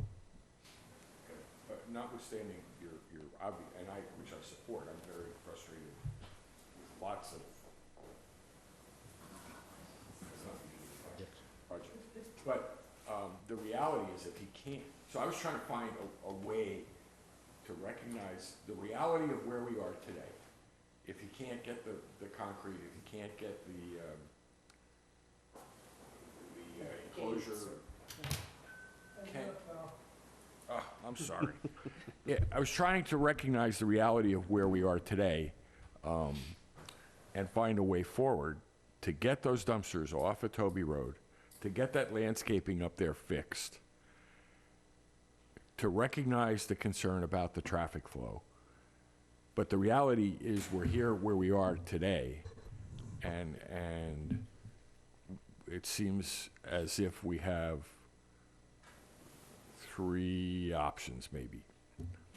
Option one is to implement the plan that the applicant has proposed with the cuts, the curb cuts, and the turning radius with the orientation we have today. I'll give four options. The next option is to say, no, the traffic flow is very important. We want you to rotate the enclosure, get it done by a date. Give them, I don't know, 30 days, 60, whatever we do, which takes us into the winter. And then that defers our decision if they miss that date. Or the next option would be just to give them enough time to do it. I guess that option is how much time do we give them to accomplish that? And the other option is, okay, you're in violation, we're gonna shut it down now. When you get it fixed, give us a call. I think those are the options that we have before us at the moment. Mike, do you see something else, or did I miss? No, it seems like this is an ongoing thing with everybody. They come in here, they know what the problem is, we totally ignore it, and then it's our problem to figure out the solution. The big machine always, we're not grinders, they grind us up all the time. It happens every time. I know. We can go back to the other case, the same thing. It's a big machine that's just grinding and grinding and grinding, and we're gonna submit to whatever they want. Because all they care about is their profit margin. They don't care about people, they don't care about traffic, they don't care about nothing. I hate to get emotional, but that's what's happening. Because it's the same thing going on and on and on, and it's just going on and ongoing thing. You don't listen to the people, you just listen to big corporations. That's not what we're here for. We're missing the point. We gotta get back to basics, Cal. The whole country's like, the whole world's like that. All people think about is themselves, what they want, nothing else. I won't say anymore. Well, I would, for me personally, I would entertain you doing what you need to do to get that enclosure rotated. Forget the curb cut, I think that's a bad idea. I mean, we spent months redesigning the traffic flow through that project to make sure that it worked, especially the Starbucks. And I'm not interested in seeing that traffic flow interrupted. So that's. So how long do we give them to accomplish that? We'll give them 60 days. I think that's more than enough time. 60 days takes you to the first week of December. You can still pour concrete in the first week of December. If it don't happen, they're gonna close, that's all, till it's fixed. You gotta take a stand someplace, Cal. No, I was just enumerating what I thought our options were. I mean, we could.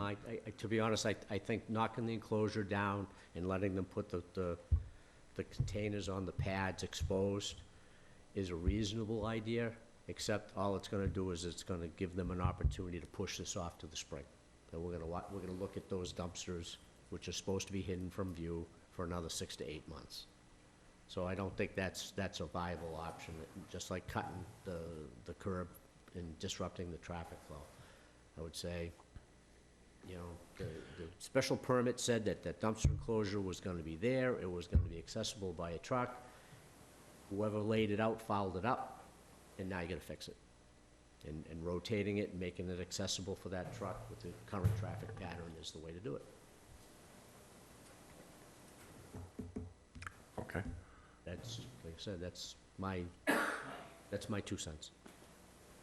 I'll leave it at that. As far as the gates go, I would rip them off now, throw them away.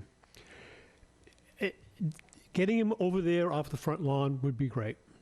The gates, to me, doesn't make any difference. If we wait for big gates or little gates, I would just take them off, get the dumpsters off the front lawn and put them in there. Is it possible to make the cut they want to do and block off the access from the drive-through window area? I mean, if they just concrete curb cut could be stopped by a number of different ways. And I don't want to wait till the spring. I just want to get the dumpsters in the dumpster corral. The doors, I don't care if we have the big doors or the little doors. If they're over there off the front lawn, tomorrow I'd be happy. So If they you can make that cut and block it off with anything, that would make me happy. I don't want to wait till the spring. No, I don't want to wait till the spring either. Just another question, again, can you get smaller trucks? We've definitely, that was like probably the first question, I think that was what we wanted to ask. So, yeah, but it's just got to be functional all around. So we don't want this to happen again, and we're already here. So I think to Mr. Corber's point, we could add a bollard right there that would prevent anybody from coming in. It wouldn't necessarily even affect if it was at the furthest corner of where the drive-through is. I don't know if the placement of it would be, I guess preventing the concern of people jumping the line or causing a traffic flow issue. But we would absolutely be open to looking at it that way. I understand that, as Mr. Schultz laid it out, there's 4 options here, and the fourth one is obviously something that we don't want. Mr. Baptiste, I take all these, into consideration as we're trying to get this done. I'm sorry if it's taking this long for us to address it, but we are trying to do it the right way and to address the concerns directly. So, I guess, if you'd be open to seeing what we could do without having to reorientate the whole enclosure. And providing, I guess, a barrier to, the concern that you're talking about, that would be, I would really appreciate that. But if it's, so be it, we can follow whatever the board decides. 2 weeks, Right. at least. Well, like I I said. think he knows we're serious. Well, I mean, I don't know how much teeth we have as a board, but I would advocate that we would petition that there'd be no more certificate of occupancies on that property until this is addressed, because you're in violation of the special permit. Understood. So you've got an empty storefront that I'm sure you're looking for a tenant for, and unless this issue with the permit is addressed, there will be no tenant. Understood. So that's the seriousness of it is, it's not just 2 dumpsters on a piece of grass. It's the fact that this board, we put a lot of time and effort into these projects, all of it ours. We're all up here unpaid after a long day's worth of work, well, some of us. And,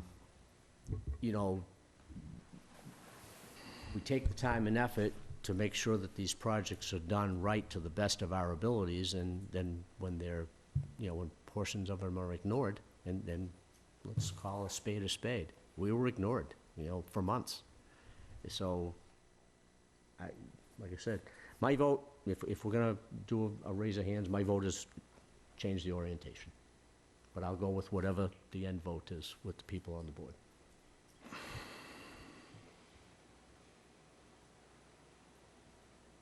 Sir? Just a comment, if you're waiting to find out if putting a ball in the middle of something is going to work, you're going to be, what, another 2 weeks waiting to Right, find out if that That's what happens? Carl just said. We're burning time.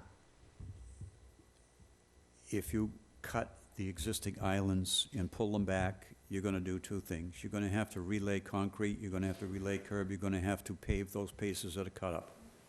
So there's disruption not only to that area, but there's disruption to the traffic using Starbucks. If you go to the other option, you're working in an area that doesn't involve Starbucks one single bit.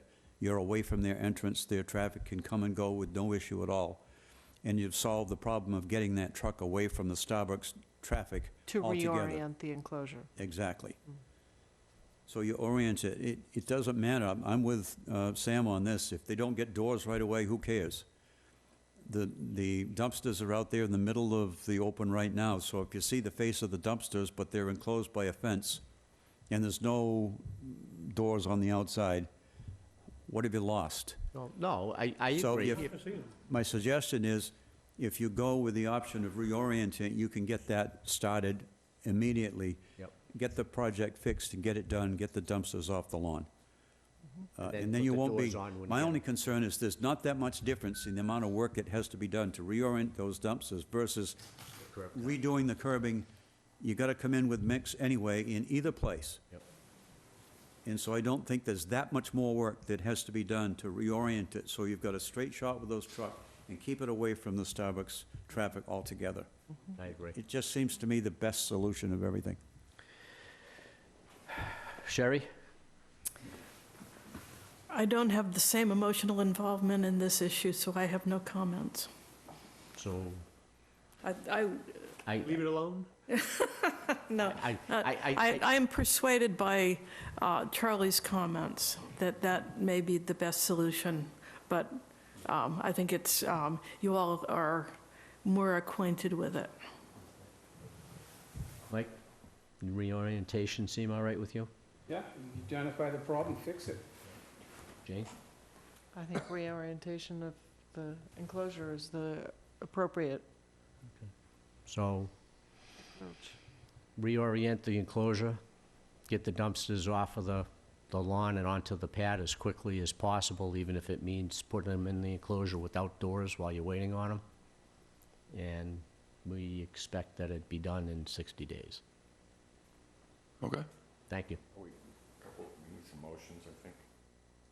And, you know, Well, first of all, I think we have to find this as a minor modification. Which it is, okay. Which, I thought we'd already done that. I don't think if we did, I forgot, so. Well, we're on the side of caution. Entertain a motion to consider this dumpster enclosure correction, a minor modification to the special permit for Wareham Retail Management, and that we expect the reorientation to be addressed and completed, even if it means no front doors within 60 days. Can I get a motion? One more thing, with regular status reports of progress. Regular status reports of progress forwarded to Mr. Rowley. So moved. So moved. Do I have a second? Second. A lot of seconds. Motion by Carl Schultz. I'm going to give Mike Baptiste the credit for the second. All in favor? Sherry? Aye. Mike? Aye. Hi. Sam? Aye. Carl? Aye. No, No conditions? no conditions. No, I just think what we need to do is put something on a clock somewhere so that it pops up and we don't forget about this. Yeah. We need to just add this to a clock somewhere. So I said aye. Okay. Chair votes aye. Thank you, sir. Just a follow-up question, thank you. In terms of addressing the full gamut of things, I think we did walk through on the site, and I think I did take, notes of everything we did address. I just want to make sure that everything that we discussed was pretty much comprehensive, so there's no other issues that are outstanding with the board. Namely, the landscaping, obviously, we now address the dumpster issue, the irrigation piping, The bump stops. and the bump stops over there, and the erosion, I think, with the riprap. Is that accurate? And then a requirement for an inspection and a report. Charlie? To Mr. Rowley? Yeah, Mr. sure. Rowley, yep. Don't forget that the sediment and the erosion material that's down the bottom of that hill needs to be pulled out.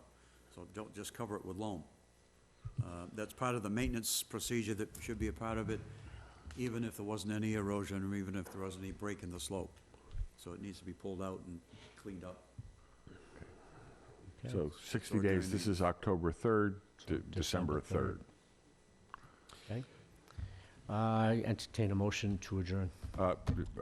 No, What? nay. Couple of things, feedback on. Thank you. Master Millworks. Any update on Master Millworks? Ken, have we had any response to the letters we sent out to Master Millworks and Eversource? No, we haven't. And Walmart. And Walmart, yes, those three of them. We had a letter to Walmart? Yes, there was 3 that I sent to Sonia. No, we haven't gotten anything back on that one either then. Okay. Have we gotten an acknowledgement from the zoning enforcement officer that he got the letters? Not that I'm aware of. And he has 14 days Respond. to respond. I mean, we're not going to be, No, but we're just tired of being ignored by So everybody. let's take one at a time. What about Master Mail Works? He said no response from No anybody. response from all 3 of them so far. And the letters went out Tuesday last week. So technically, they haven't, somebody had, well, the letters indicated that we needed to hear back from them within 30 days. So it hasn't been. It hasn't been anywhere close to 30 days. But we don't they- even know that they were contacted. Who did you send the letters to? I'm sorry. I wrote the letters on behalf of the board and sent them to Sonia to be put on official town letterhead and sent to the appropriate parties. Oh, they went to the applicant, not to the zoning enforcement officer. No, the zoning enforcement officer should have been copied in on it. Okay, but we didn't send a direct letter asking No. him for action. Okay, so my comment about the 14-day response was Premature. probably inappropriate, yeah. Okay. I thought that we directed him and asked him No. to take an enforcement No, action. we sent the letters directly to the applicants with a CC to the zoning enforcement officer. Thank you. Done? I don't know. Make a motion, we adjourn. Second. All in favor? Aye. Mike? Jane? Aye. Sam? Aye. Carl? Aye. Thank God. Aye. Good night, everybody. Thanks for your patience.